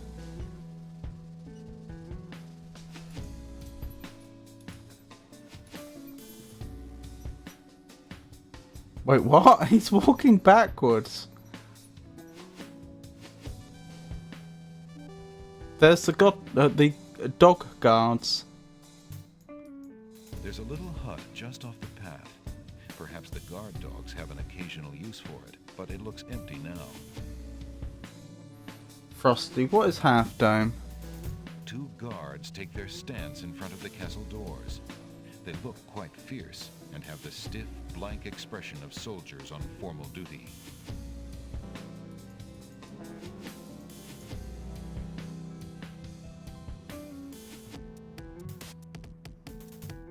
Alexander politely addresses the odd-looking guards at the castle doors, hoping to learn more about his predicament.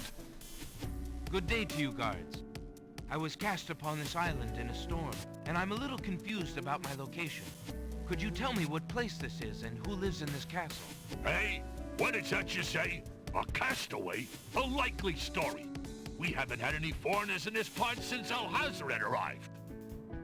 Alhazred. Don't be so rude, Gruff. He's not asking for any secrets. You're standing on the Isle of the Crown, lad, and this is the Castle of the Crown. The royal family resides here. Rather, what's left of the royal family. The Isle of the Crown. But tell me, am I anywhere near the land of the Green Isles? This is the land of the Green Isles. The Isle of the Crown is the main island, foolish boy.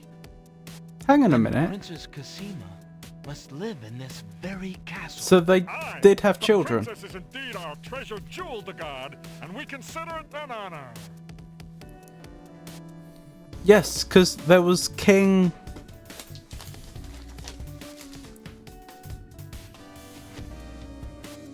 King Calaphim and Queen Ilaria, who didn't have any children. But if Princess Cassima is here, then presumably she is their child, I would assume. Or the next in line.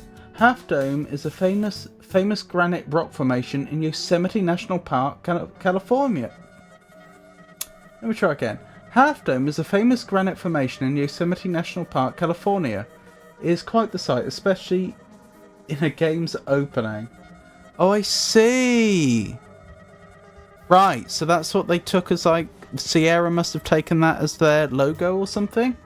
Alexander decides to show his royal insignia ring to the Castle of the Crown guards. With all of his papers lost in the shipwreck, it is the only possible calling card he can think of. Good day. I'm Prince Alexander of Daventry. I'm an acquaintance of Princess Cassima. If you could just inform her that I'm here, please. So everyone says. Let me just look at that ring. They get a lot of What does it rings, say, do they? Gruff? Kingdom of Daventry, Prince Alexander. Wait here while I go see what Captain Saladin thinks of this. Captain Saladin. Isn't that a type of lettuce? A Saladin lettuce? Am I making that up?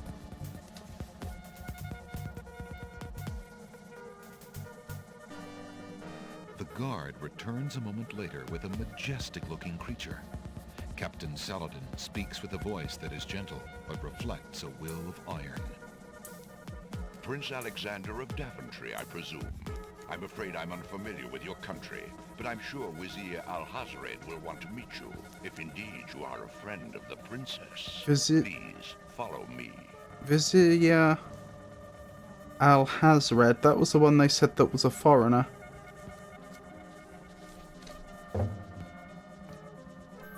Lord Alhazred, a visitor to see you. Prince Alexander of Daventry. What is it that you seek, Prince Alexander? Pardon the intrusion, my lord. Golden eyes? But I came to see Princess A Cassima. genie? Some months ago, my father, King Graham, saved my family and I from imprisonment under an evil wizard named Mordak. The same wizard that kidnapped the princess? Exactly. When my father rescued us, he also liberated Cassima and sent her home. Which may not have been in Then her your interest, as father it has my turns out. gratitude, and that of the entire kingdom. But I'm afraid I still fail to see the purpose of your visit. Well, I came to make sure that Cassima arrived safely and to pay my respects. Before we parted, she gave me an invitation to visit. Did she? I have no doubt she did exactly that at the time, Prince Alexander. However, things have greatly changed for Cassima since her ordeal in Mordak's castle. Casima's parents both became ill and died while she was gone. Casima is sequestered in mourning for them as befits a princess. She is not receiving visitors of any kind. Yes. Even if she were, I do not think your visit would be appropriate. You see, it is time for Casima to take her responsibilities seriously. With her parents gone, she no longer has the luxury to be a carefree maiden. As was her parents' wish, Casima and I are to be wed. We shall rule the kingdom together. I assure you, our marriage is all Casima wants now. As a prince and a gentleman, it would be best that you leave before there is any further embarrassment. I see. I suppose that I was mistaken. I thought for certain that Casima... Well, he saw her in the mirror, Well, I apologize. so he's not likely to buy that story. Sees what he wishes to see. I'm sorry you've wasted your time traveling to the land of the Green Isles. May your journey home be swift. Okie dokie, Perhaps Pikachu. I will take the opportunity to look around your fair land while I'm here. Oh, don't do that. Against that. The kingdom is rather, shall we say, inhospitable these days. But it is your neck.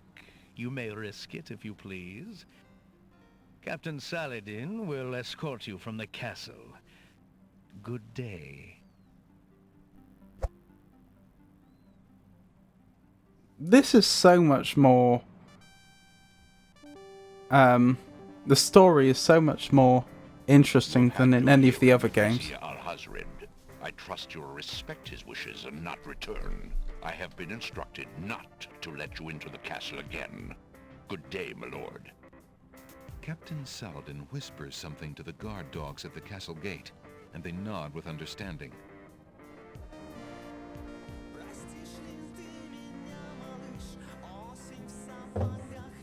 Alexander has a feeling they won't be letting him into the castle again. I take it I'm not soft locked, am I? That was supposed to happen.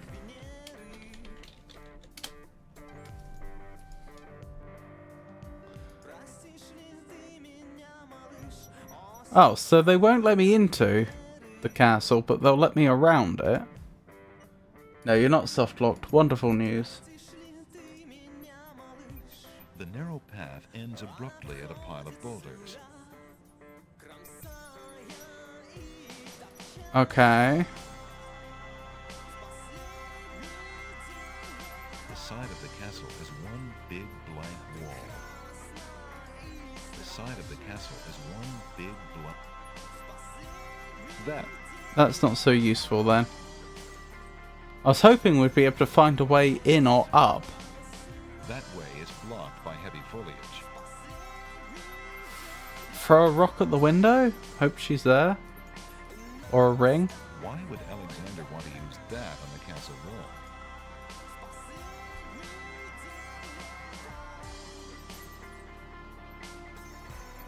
The bushes near the side wall of the castle have been left natural and unsculptured. I'm sure I'm missing something here. Vines have begun to climb the castle stucco walls. Let me double check what stucco is. If it's what I think it is.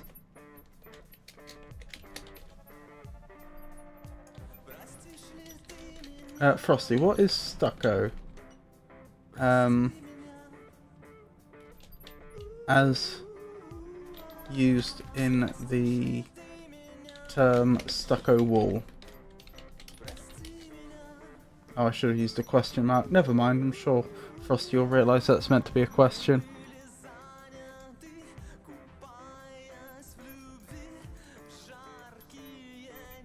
Ah. The vines are too flimsy to support Alexander. Okay. But they are there and they can be interacted with. Stucco in a stucco wall refers to a durable decorative plaster typically made from cement, sand and water. Okay, not mud at all then. Applied to a building exterior is a traditional material often found in historic architecture. I find that unlikely. I mean, the Romans had cement. but I didn't think stucco was...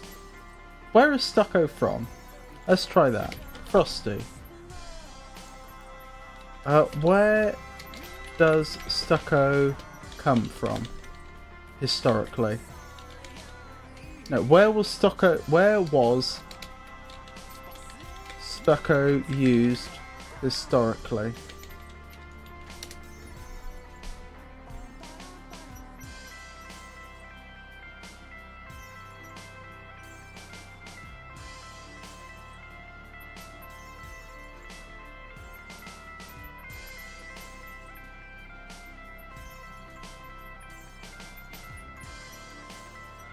Historically, stucco has graced structures across many civilizations and Magnifico games. It dates back to the ancient Egypt, Greece and Rome. Oh, that is where it's from. Okay, then yeah, they easily could have had cement, where it was employed for both decorative and protective purposes on walls and ceilings.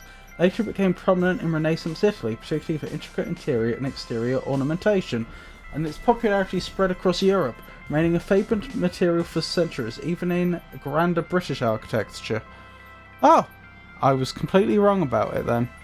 Fair enough.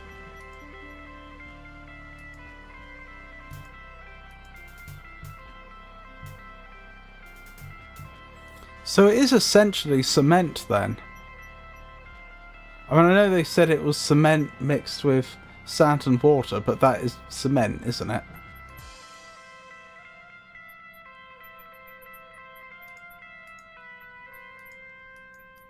A grand old tree stretches its luxurious limbs out over the crossroads. How can its limbs be luxurious?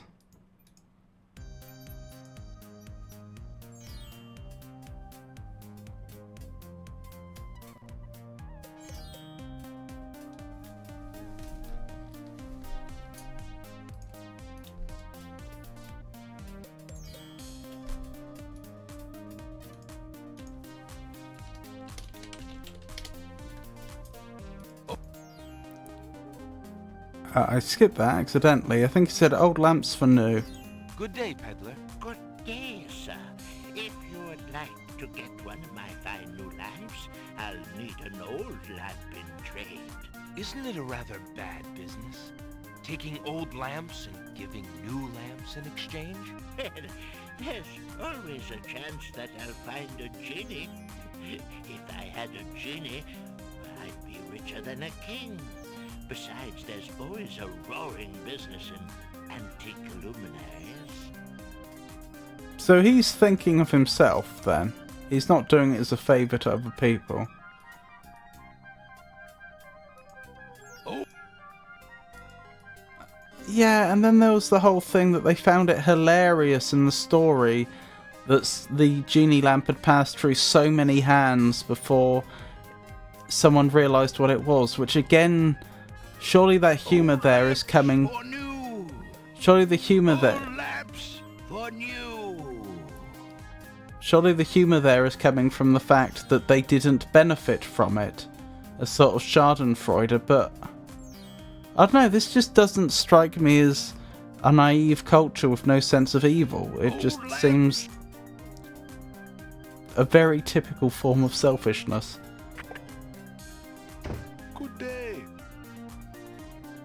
Good day.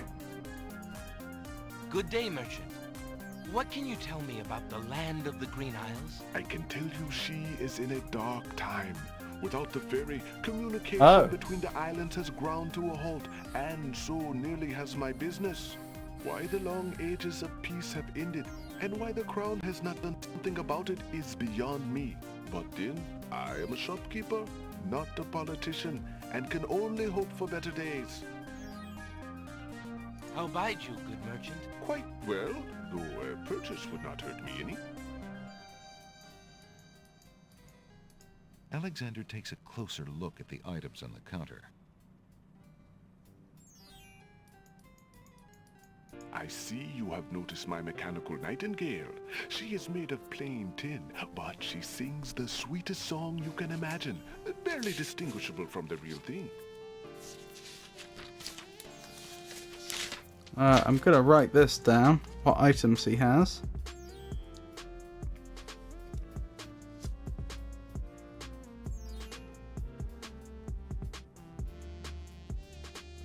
A mechanical nightingale, eh?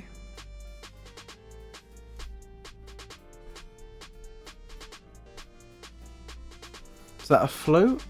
The flute is only made of plain wood, but its notes are fine and true. You're telling me the materials, which is unusual, so I'm going to write them down. Ah, yes, the painter's brush. It was well used by one of the island's best painters. There's a lot of creativity in that brush, and its bristles are still in good condition.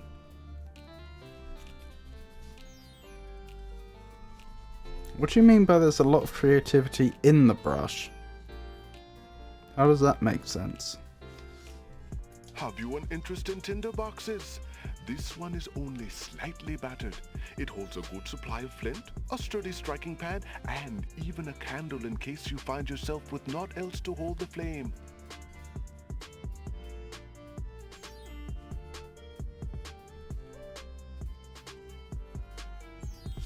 Interesting. Well, thank you. I may return. The pawn shop is too cluttered and dusty to poke around in efficiently. Towering mightily over the other pawn shop curiosities, the stuffed bear makes an ostentatious display.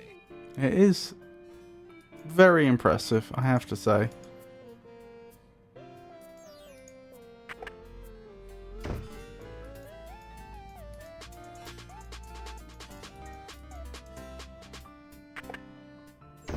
Hello. I will be right up. They're wearing a fez. Now, what can I do for you?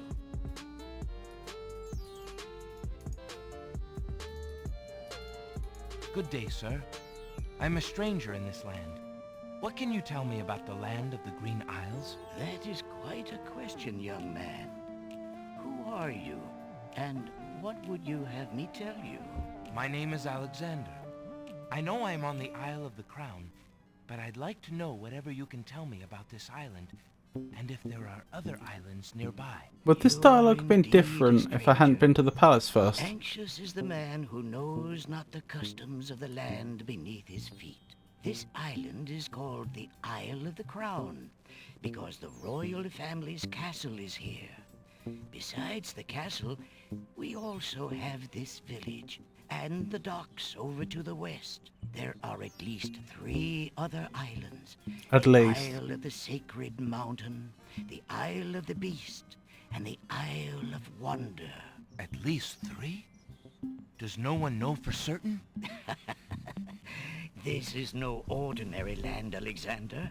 The land of the Green Isles has always been a place of vague boundaries, as if islands come and go. Legend speaks of a 4th island, an isle shrouded in mists. I myself have never seen it. Then, too, the land of the Green Isles is said to exist on the boundaries of this world and the next. Even darker places are reputed to be closer here than anywhere else in the world. That's quite a claim.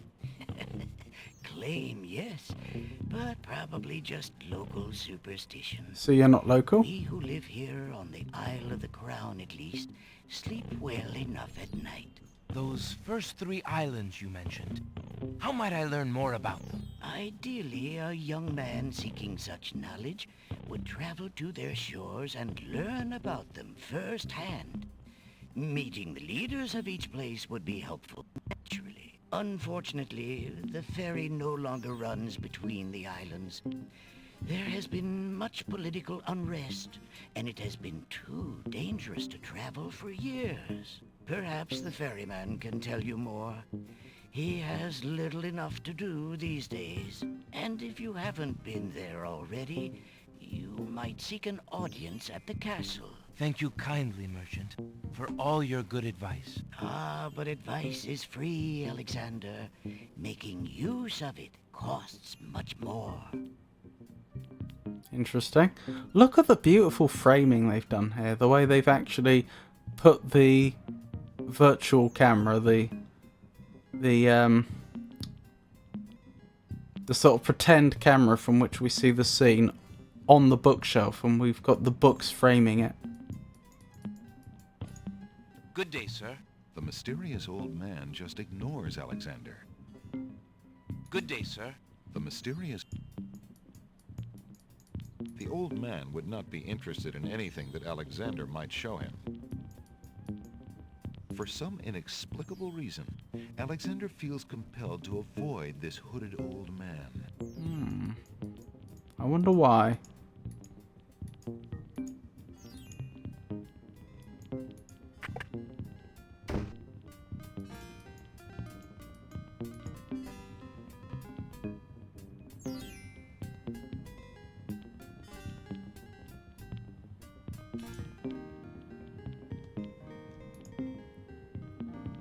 Okay, so who's this then? Alexander is greeted with silence. There's a young girl in the yard. The girl is dressed in a long, plain orange robe with a thick headdress. From the appearance of her clothes, and from a skittish, fearful look about her, Alexander gets the strong impression that she is a servant, or even worse, a slave. Interesting that he'd recognize that. To be stealing a quiet moment tending the rose bushes. You lazy thing! Get back to work and stay away from those roses! I've told you 1,000,000 times, those flowers are too sweet for the likes of you! Charming. You've still got to do the breakfast dishes, make lunch, and clean the stables yet this morning! And get your veil back on! No one wants to look at your face! Yes, stepmother. Oh my. Well, more fairy tale inspiration, clearly. Alexander doesn't want to intrude on private property unless he's been invited. But it's not unusual to walk up to a front door and knock and introduce yourself, is it?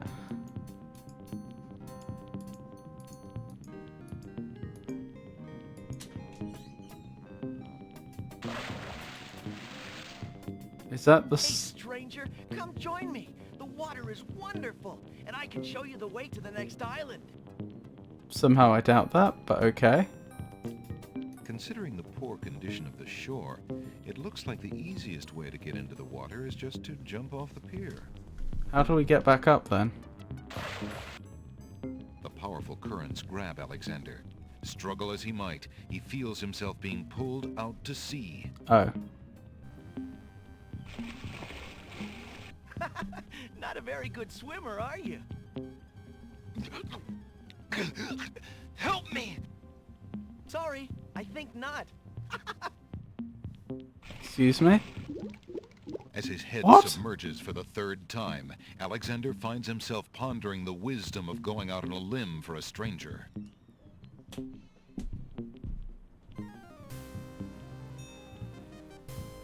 Wait, what? Only.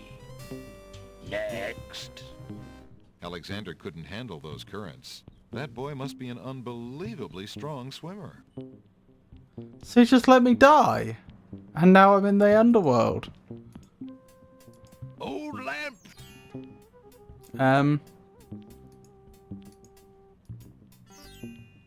I should probably have the conversation in here again, then save. Now. There, Alex. Oh, hang on. Good day. The fact that I can skip the dialogue so easily. Thank you. Then again, I think I could have in the previous game, to be fair.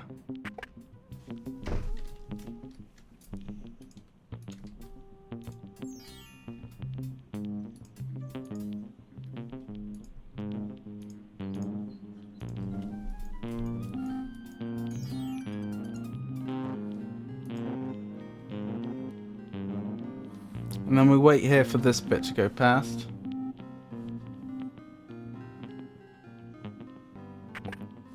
The evil stepmother.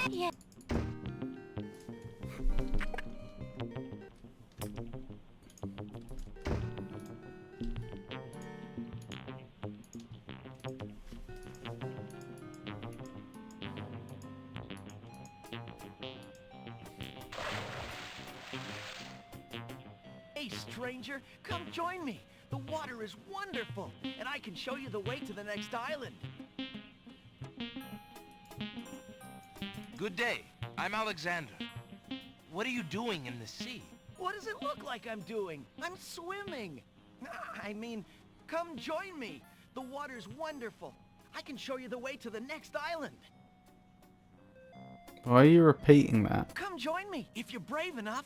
Come on, jump in. A little water won't hurt you. Is he literally trying to drown people to get their stuff or something? The shore. It looks like... No, no! I did not intend for that to happen.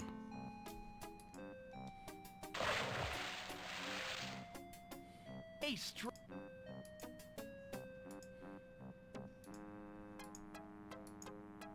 come on. A wooden door leads to the...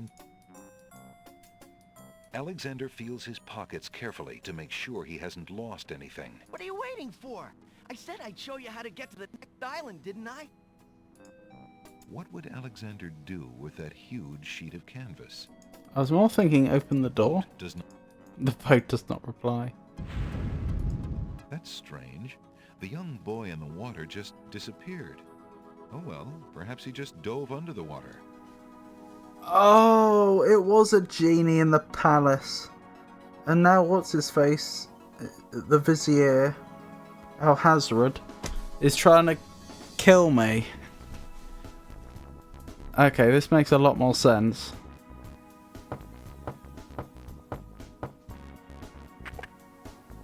Yeah, what do you want? Excuse me. My name is Alexander. The owner of the bookshop in the village told me you might be able to help me. I hear you used to run this ferry for the islands. I'd like to talk to you if you have a moment. You say old Allie sent you? I can't see why. The ferry's not running, you know. I understand. I'd just like to talk to you about the islands if you don't mind. Well, I guess it'd be all right if Allie sent you. So don't just stand there. Come on inside. What is it you wanted to talk about, young man?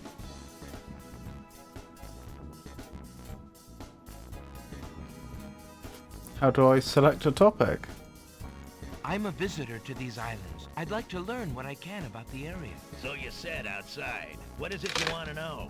Well, for one thing, why has the island's only ferry been dry docked? It just ain't safe to sail these days. What with the islands feuding and all. Wazir Alhazred ordered the ferry closed till things settled down. Me, I don't think she'll ever see water again. But why are the islands feuding? You got me. Something about stolen property or some such thing. 'Tis a real shame. Things used to be so friendly. Then this unrest is recent. A few years is all, but it's been long enough. Perhaps if the ferry were repaired. This old thing? This ferry's been out of water so long she's no longer even seaworthy. Her boards have dry rot. She'd fall apart at the first taste of seawater.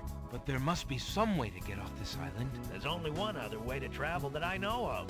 A magic map. A magic map? The owner of the pawn shop can tell you more about that than I can, Alexander.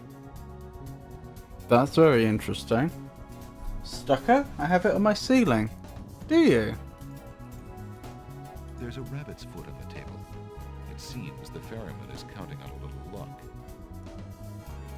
Tell me more about the ferry. I remember when I used to ferry Queen Ilaria and Princess Cosima themselves. She is the daughter then, most likely. They used to go visiting to care for the needy and to keep up the friendly relations between the islands. I remember their last trip. Things had started getting nasty by then, and when they came back aboard, I gathered that the Queen and the Princess had been received a bit coldly. Princess Cosima was such a pretty thing, and she was terribly upset. But who could be spreading these lies, she asked the Queen, but the Queen had no answer. What do you do now that the ferry no longer operates? Me? I'm out of a job. The job my ancestors have held for generations. I'm the only one trained to avoid the reef and the rocks. But that knowledge does me no good now. Is there no other boat on the island?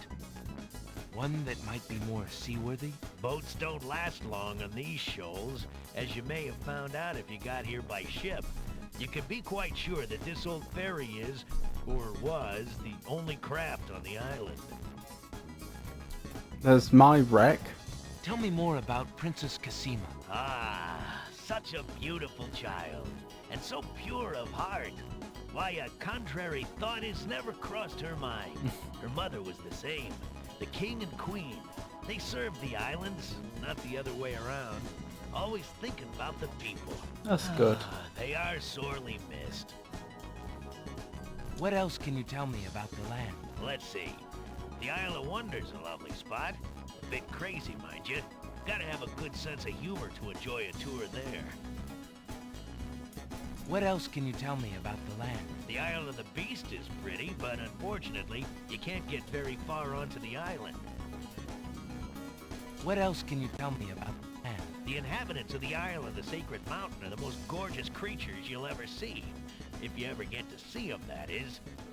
What else can you tell me about the land? The Castle of the Crown sure is a beauty. She's the finest palace ever built, I'll warrant. What else can you tell me about the land? Some say that the land of the Green Isles is near the edge of the world, and that the deadly currents are a result of a magnetism that sucks life from this world to the next. Of course, that's just silly talk. What else can you tell me about the land? Let's see. The Isle of Wonder's a lovely spot. Okay, it's repeating.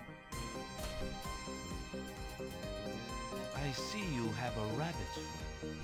Has it brought you much luck? As you can see, my luck's been out for some time now, despite that old charm. Why don't you take it with you? Perhaps giving the darn thing away will bring me good fortune at last. Perhaps it will at that. Thank you. Very kind. What a nice man. Well, I think I'll be going now. Thanks for allowing me into your home. Posh, not at all. It breaks the boredom, if you know what I mean. Magic lamp, eh?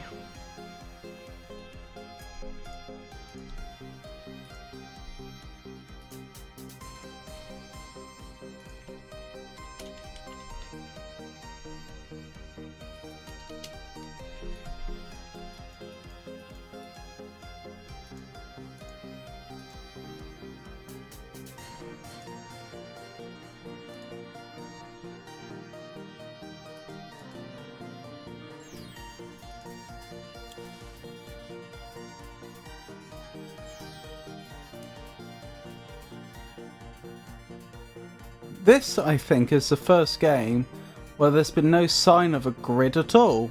I don't think... Lamps for new. Old lamps for new.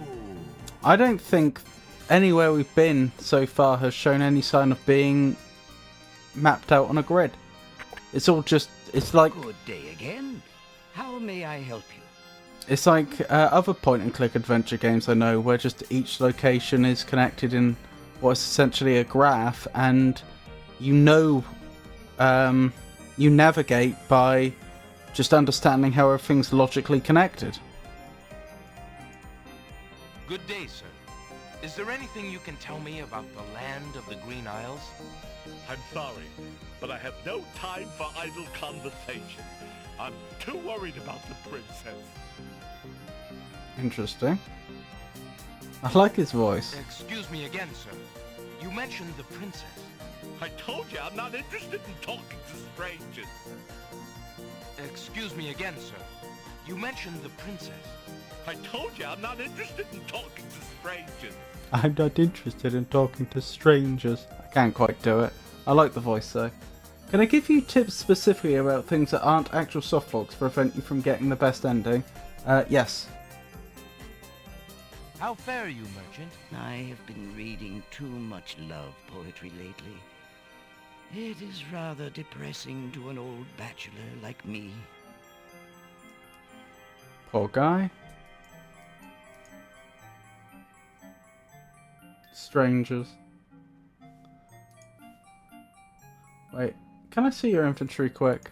Of course. I have a rabbit's paw and I have a ring. The rabbit's foot has long, soft fur. So they have rabbits on this island, presumably.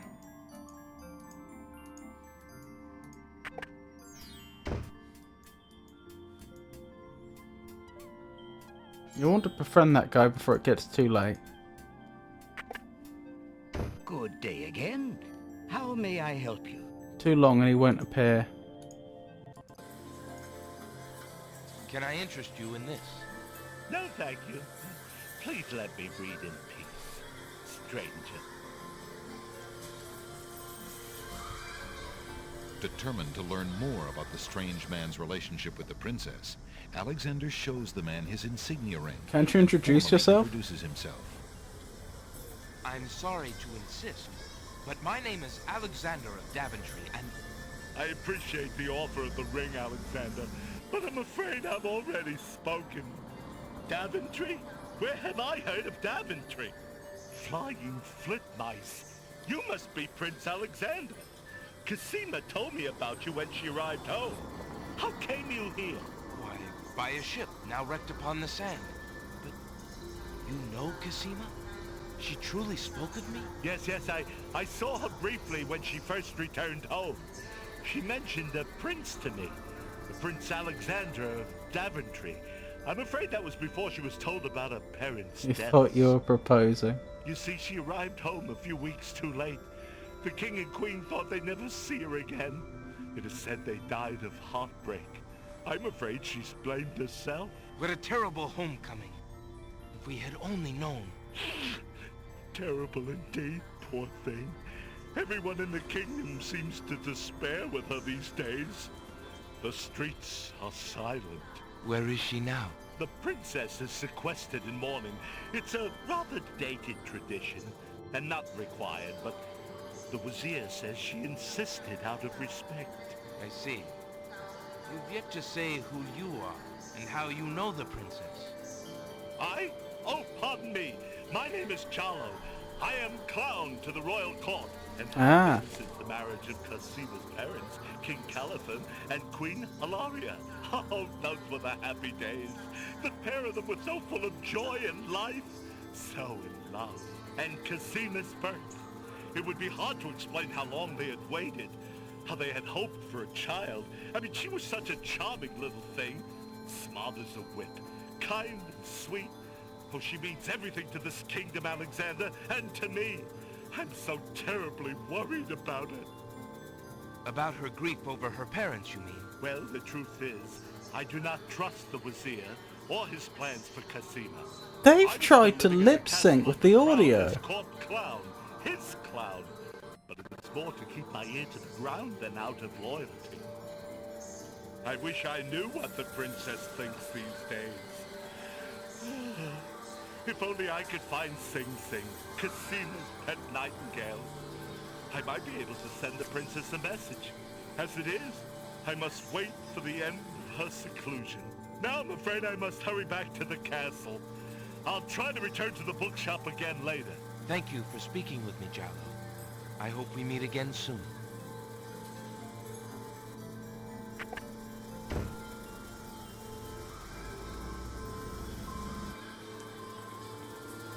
There are also two paths later on, a long path and a short path. You'll at least want to complete the long path, so I'll tell you if you do something that prevents you from doing it. But that won't matter for a while. Thank you. Yes, you thought you were proposing. To be fair, that wouldn't be out of character for the royalty of Daventry. Well, that was very interesting and productive.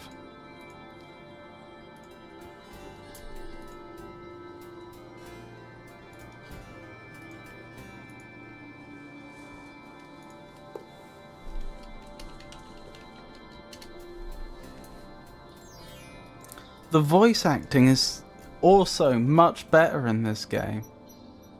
It's not just the story. I do prefer this style of map layout. I wasn't a big fan of the grid. The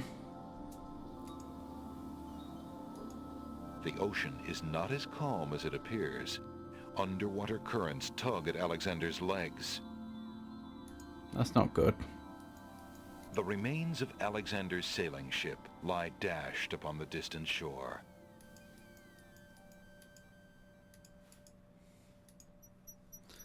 so far this does... I mean, we'll have to see how it pans out, but so far this really does feel like the best game so far by not a small margin. Good day.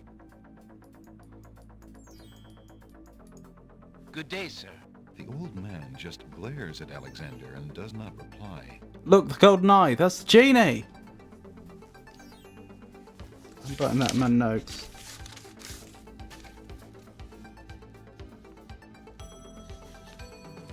Old man is probably the genie.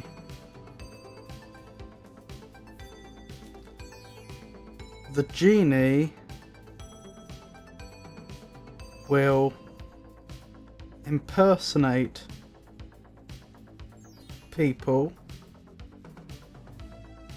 like the young man at the pier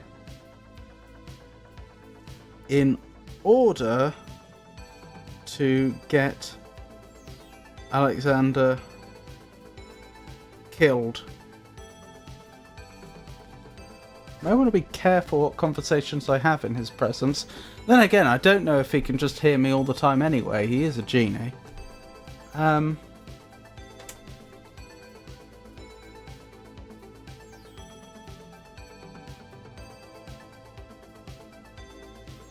How does a man like the Vizier, with a genie in his control, not have the situation more under control?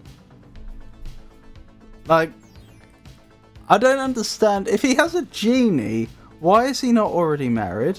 Why does he have any competition whatsoever? You know, why, for example, is he having to stop people from going to the other islands? I'm not entirely convinced by the whole, oh, they're feuding. That might be true, but it's also true that that's something the Vizier just made up. But if they are feuding and it's a problem, you'd have thought with a genie in his employ he could just put an end to the feuding. And if they're not feuding, why bother with the pretense? Because again, you'd have thought whatever his goals are that he's achieving by putting the island under lockdown, he could also achieve more directly through having a genie that will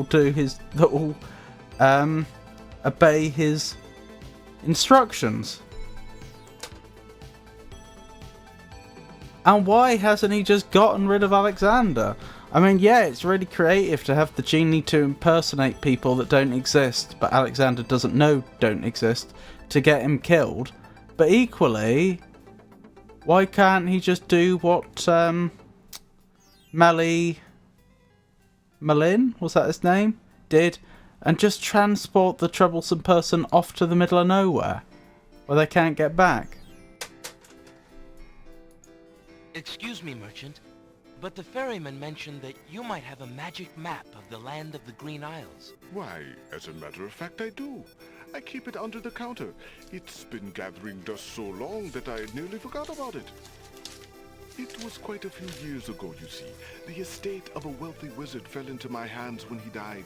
It was useless magical junk mostly, which reminds me, I've still got some things of his in the back that I need to dump out. Anyway, the magic map was the one true treasure in the lot. The wizard was quite old and feeble and had enchanted the map to aid in traveling. It is said that one need only desire to be on an island depicted on the map to find oneself there. It is a very valuable map, as you can imagine. Unfortunately, no one is interested in traveling these days. It is far too dangerous with the current state of the kingdom. What would you take for the map? I would normally want something magic in return, but since I am hardly overrun with prospective buyers, I would be willing to take anything of equal value in exchange. Such as? What would you take in exchange for the magic map? I would need something of great value in trade for this map. My insignia ring? Would you be willing to take my family ring in exchange for the magic map? Daventry, are you a king then? No, that's my father, King Graham. I'm just Alexander. Well, Prince Alex, she is a beautiful ring. Are you sure you can part with such a unique family heirloom? The ring does mean a lot to me. I didn't always have a family, you know. Still, That raises it questions. is only gold. There are more important things at stake now. Then you now own a magic map, Prince Alex. I will keep your ring out of sight for a few days. If you find anything else of great value in your travels, you can come back for your ring. I would hate to see it melted down for gold. Ah, and a warning about the map. That's It will awfully nice of only him. operate when you are out in the open and within sight of the sea. The limitation has something to do with the teleport spell ingredients. You might try the beach. Thank you. You are very kind. And I'll remember about the map. Oh, here we go. Suddenly, the old man in the concealing cloak sneaks past Alexander, and with a sneaky dart of his hand, steals a mint from the candy jar. The old man stuffs the mint into his mouth and wobbles unsteadily out of the pawn shop. Yeah, but do I still have the magic map? Or did he just pickpocket me? Seconds later in the castle. Master! I followed Prince Alexander as you... Is he drunk? From the pawn shop owner. He just abstained. Just reprieved. He's just got a magic... That's his weakness, is it? Alcohol. You fool! You've been eating those mints again. I ordered Oh. you to stop that. Yes. Master. Now, what is this about a magic map? With the map, Prince Alexander can travel anywhere as quickly as I can. I thought I took care of the only means of travel. By my scimitar, I can't have him stirring things up now. Get a hold of yourself and listen carefully, Shamir. Go to the Shamir. islands and tell them... And tell them what?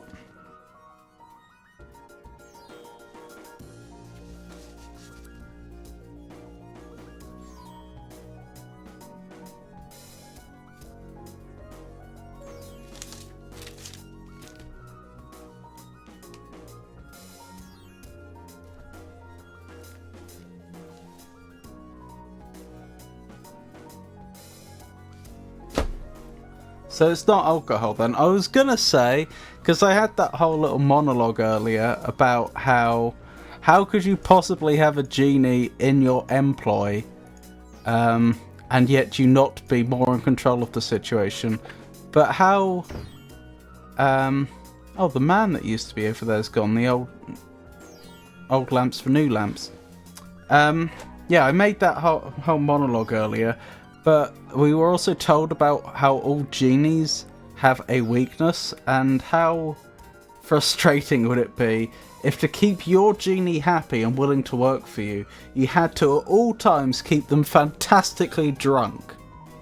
That might actually explain why he wasn't as in control of the situation as you might first expect. But no, that's not the plot they've gone down.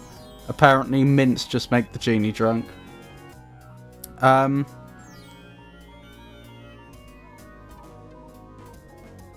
What else was I thinking? Yeah, I'm not a huge fan of them giving away the plot points like that. Having that cut away and then we see the Vizier and the genie talking and then they reveal what's going on. I kind of preferred it when we were just seeing everything from one man's perspective, Alexander's perspective, and, you know, it was more up to you to work out what's going on. But oh well.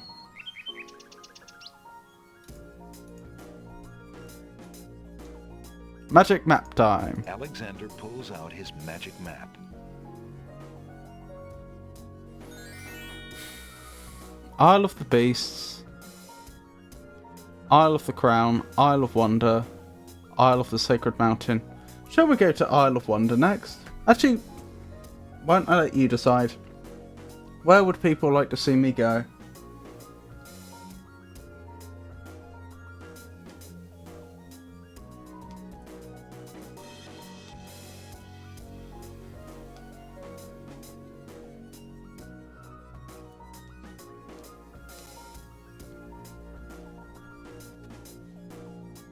Wonder. Okay. Isle of Wonder Alexander is... feels a strange pulling sensation.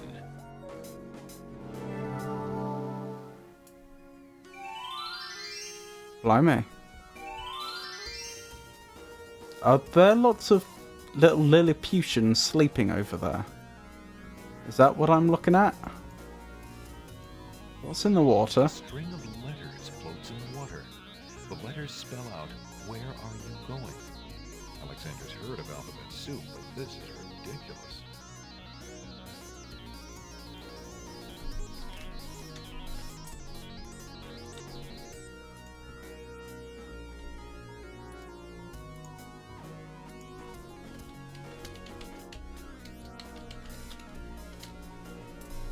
Alexander wades into the sea to get the strange object in the water.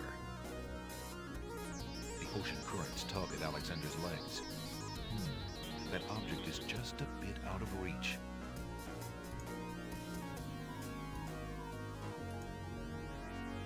There's no reason to touch that. Alexander... Oops.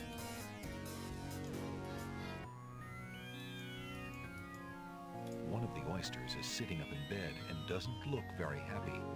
He seems to be the only one who can't sleep. In the oyster's mouth, Alexander can see a glint of white.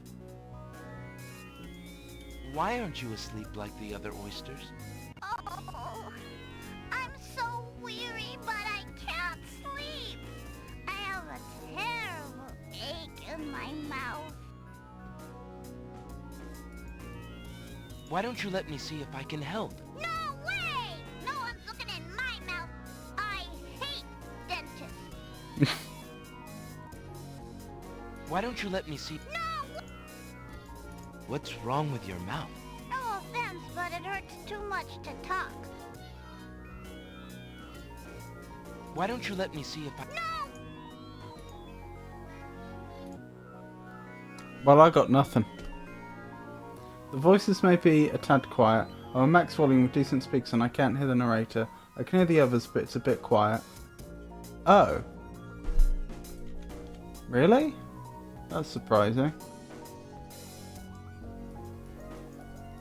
The blue ocean stretches on for as far as...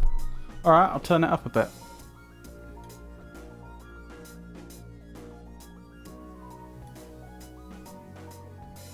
Hopefully that's a bit better. Alexander is standing on a rocky beach. To the north is dense tropical vegetation. Near the shore are a dozen or so oyster beds. Is that better?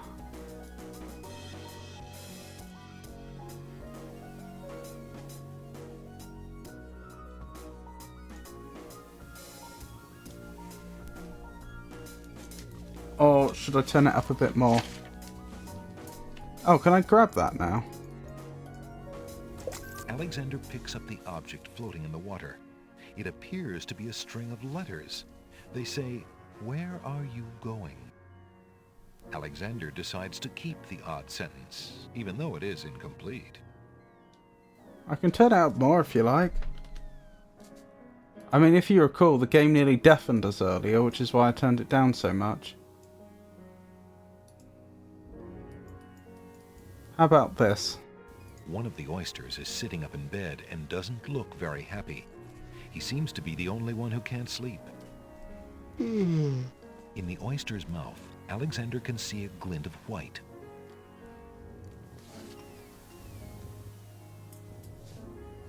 Better?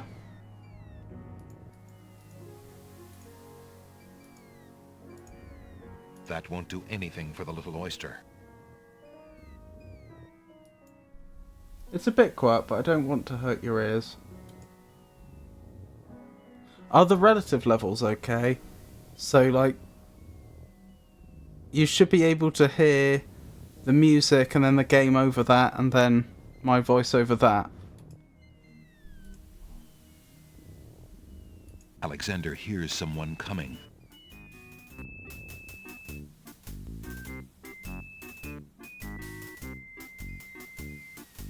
5 fierce guards of the isle we be. Watch for a foreign man, said he, with ears and nose, tongue, hands, and eyes. Its nature cannot be disguised. If mad it be, then mad it dies. Old Tom Troll, smell your smell. Do that which you do so well.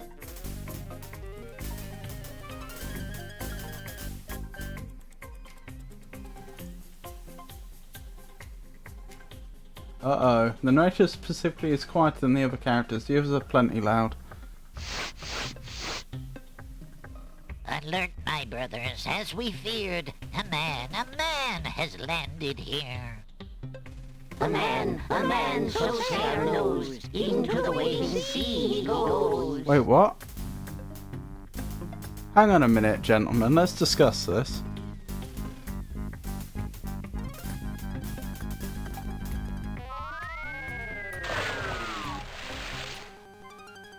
The gnomes tossed Alexander too far out into the sea for him to get his footing. The currents drag him under. Oh, this is suboptimal.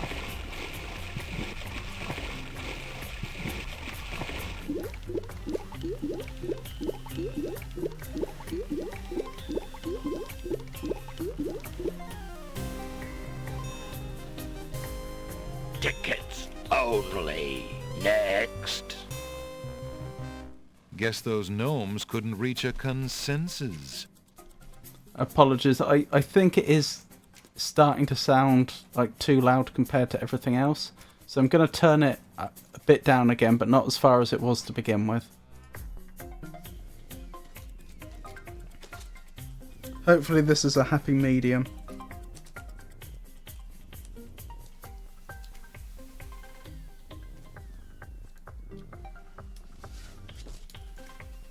Oyster beds line the seashore. Most of the oysters are sound asleep. But I agree with you, the narrator is quite quiet. One of the oysters is sitting up in bed and doesn't look very happy. He seems to be the only one who can't sleep.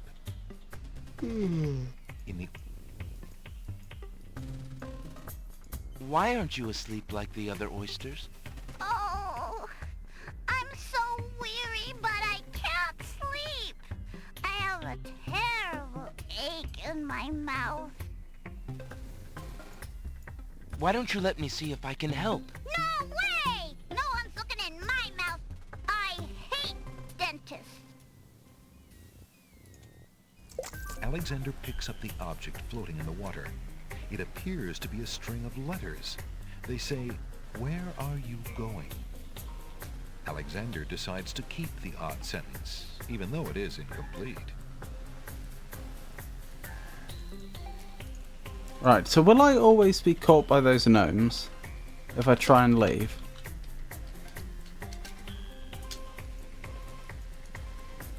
Alexander hears.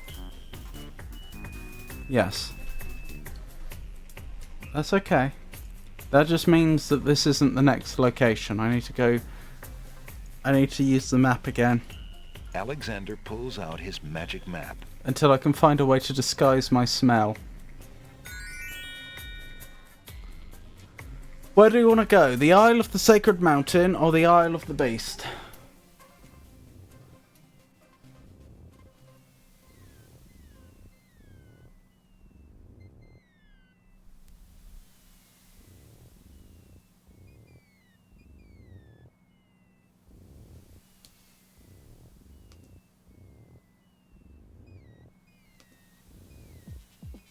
Beast. Okie dokie. Alexander feels a strange pulling sensation.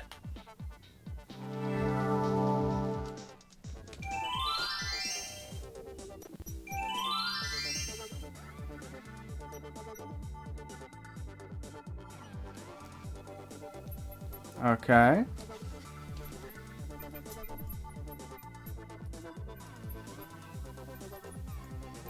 Alexander can't see any way to hold a conversation with that. Alexander is standing at the edge of the sea on a heavily forested island. As far as the eyes can see, tall trees spread out their branches as though straining to link arms, their tops forming a canopy above. a path leads north through the forest. You're absolutely right. They haven't equalised the volume properly, have they? The narrator's volume keeps going up and down.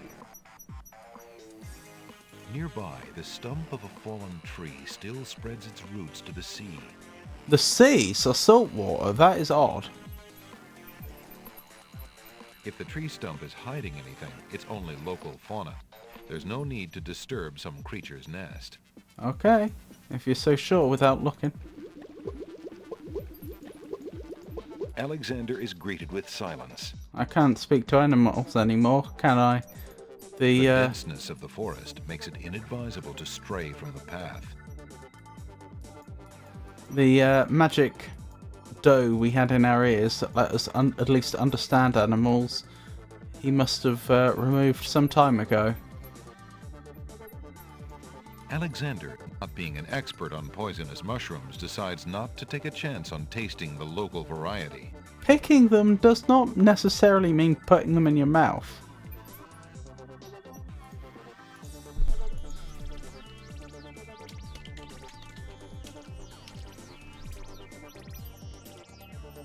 Boiling? Ouch! That water is hot.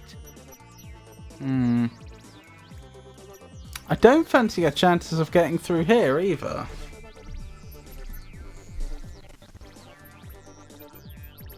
I don't know, what do you think, chat? Is that a lamp? An old abandoned hunter's lamp is hanging on one of the trees. Alexander wonders who might have hunted in these dense woods. Is that just another illusion made by the genie to try and get me killed?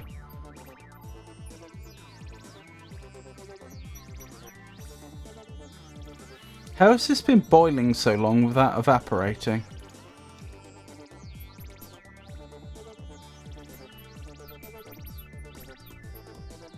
Maybe you need a stick.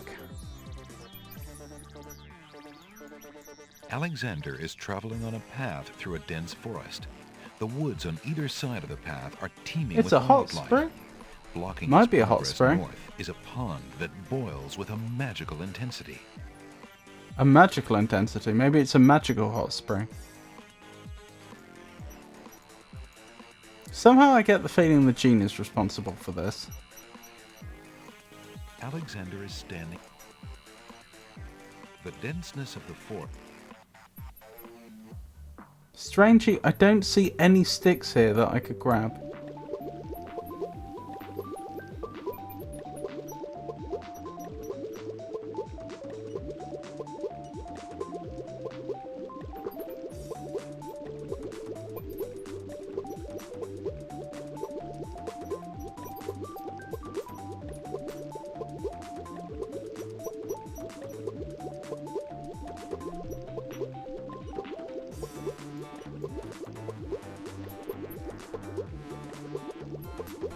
I don't know.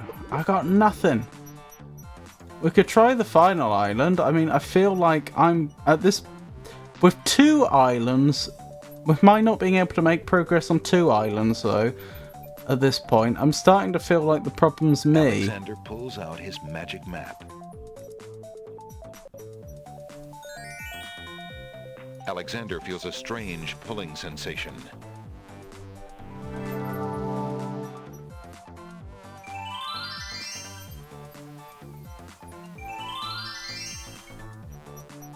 A feather. That might be useful with the oyster. Alexander takes the feather. Alexander picks the flower and is startled by its hideously strong skunk-like odor. Yes! For a moment, he can smell nothing else. Feather is good. There appears to be something etched into the face of the cliff. Alexander decides to get closer. Ignorance kills, wisdom elevates. The rock has been etched by some unknown hand. One may need to read about the logic cliffs in the guidebook to the Land of the Green Isles in order to understand this mystical inscription. Fancy that.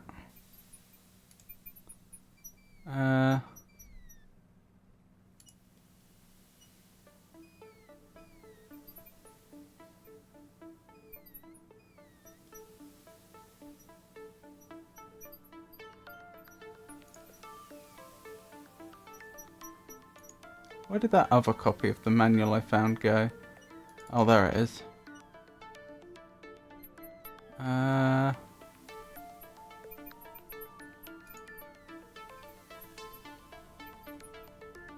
This one's far less beautiful than the other one.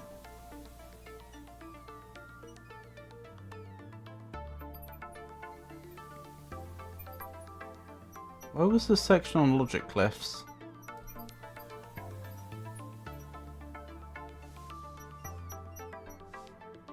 The following translations from the Cliffs of Logic scroll may help the reader understand the mystique that surrounds the artifact. The first challenge, only those pure of heart will be able to rise the Cliffs of Logic.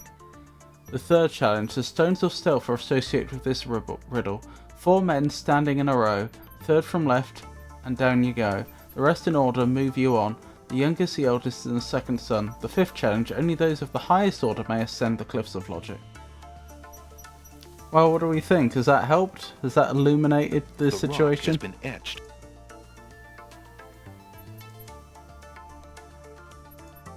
I don't know. Alexander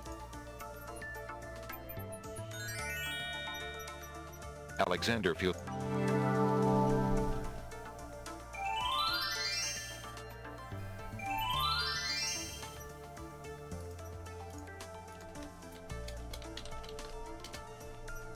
Right, can I use the feather on the oyster to cause them to give up their pearl? The little oyster looks far too grumpy to enjoy a good tickling. Aww. I thought we could make them sneeze with the feather. Well, this is the first challenge. I noticed we only get hints on odd-numbered challenges. There's nothing in the book about the second challenge or the fourth. Alexander Or the hears sixth someone if there coming. is one.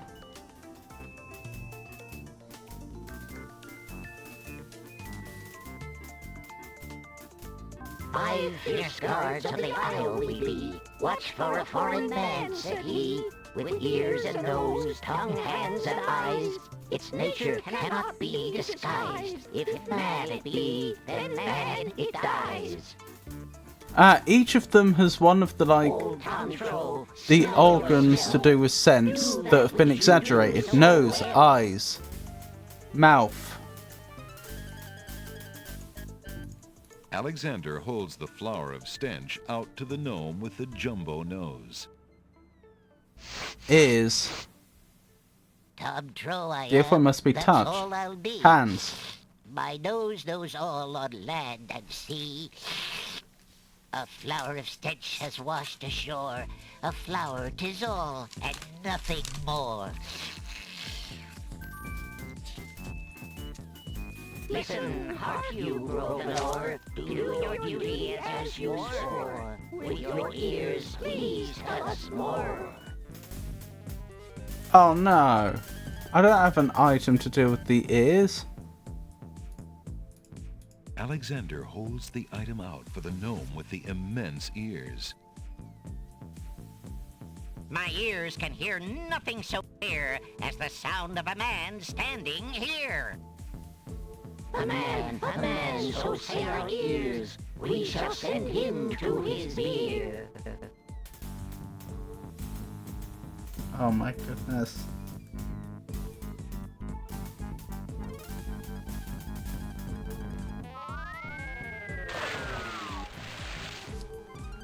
The gnomes toss Alexander too far out into the sea for him to get his footing. The currents drag him under.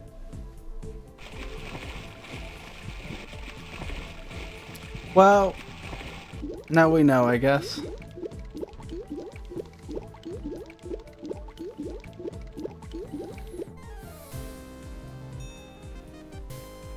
Tickets only. Next. Guess those gnomes couldn't reach a consensus. So that's what that pun's about. Alright, we'll probably call it there for tonight. Looking at the time. I'll be streaming again on Friday, in which we'll be doing Split Fiction with Pikachu and then probably some Elden Ring. Although that is actually a good point, because I haven't... I'm not sure. I know Pikachu won't be around for collabing with until about an hour after I start. And I'm not sure whether I want to start the stream an hour later, or if I want to do an hour's Elden Ring, then do Split Fiction, then go back to Elden Ring. I haven't decided yet. So be aware that maybe Friday's stream will be a bit later than usual. Monday will be when we get back to King's Quest 6. Then Wednesday will be more Elden Ring. That's the plan. Oh, hang on. Monday's also... I think we were actually saying that... Split Fiction. We were saying that it will be this Friday, but then it will be every Monday after that. So Monday will actually be Split Fiction and King's Quest 6. And I'll have the same problem to decide whether I want to do an hour first, then go to Split Fiction, then go back to King's Quest, or if I want to just start later. But that's the plan. If for any reason my streaming schedule should change, then I'll announce it on social media, which currently means X, formerly known as Twitter, Blue Sky, Mastodon, and Meta Threads. And I would also announce it on our Discord server. Thank you to everybody that kept me... Sorry to mess up your schedule. No, this is fine, Pikachu. I appreciate the fact that you'll collaborate with me. That's very, very kind of you. And I'm looking forward to it. What was I thinking? Thank you to everyone that joined me. Thank you to everybody that kept me company in chat. And thank you to everybody that looked. I appreciate each and every one of you. I really, really do. And I think we'll raid Art Dad. We haven't raided him. Have I ever raided Art Dad? I'm sure I must have at some point, but I don't remember when. Says he's playing Bloodborne, but I don't think he is. That doesn't look like Bloodborne to me. That might be Demon Souls, which I've never actually played. But let's give him a quick raid. So, yeah, thank you for joining me, everyone, and I hope you have a wonderful rest of your night. Just waiting for this raid to tick down.